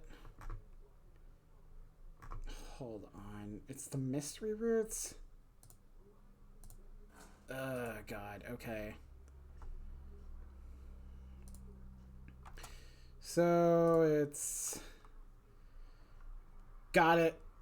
Okay, so I'm going to keep that mostly a surprise for myself, but it looks like the next route is to go through here.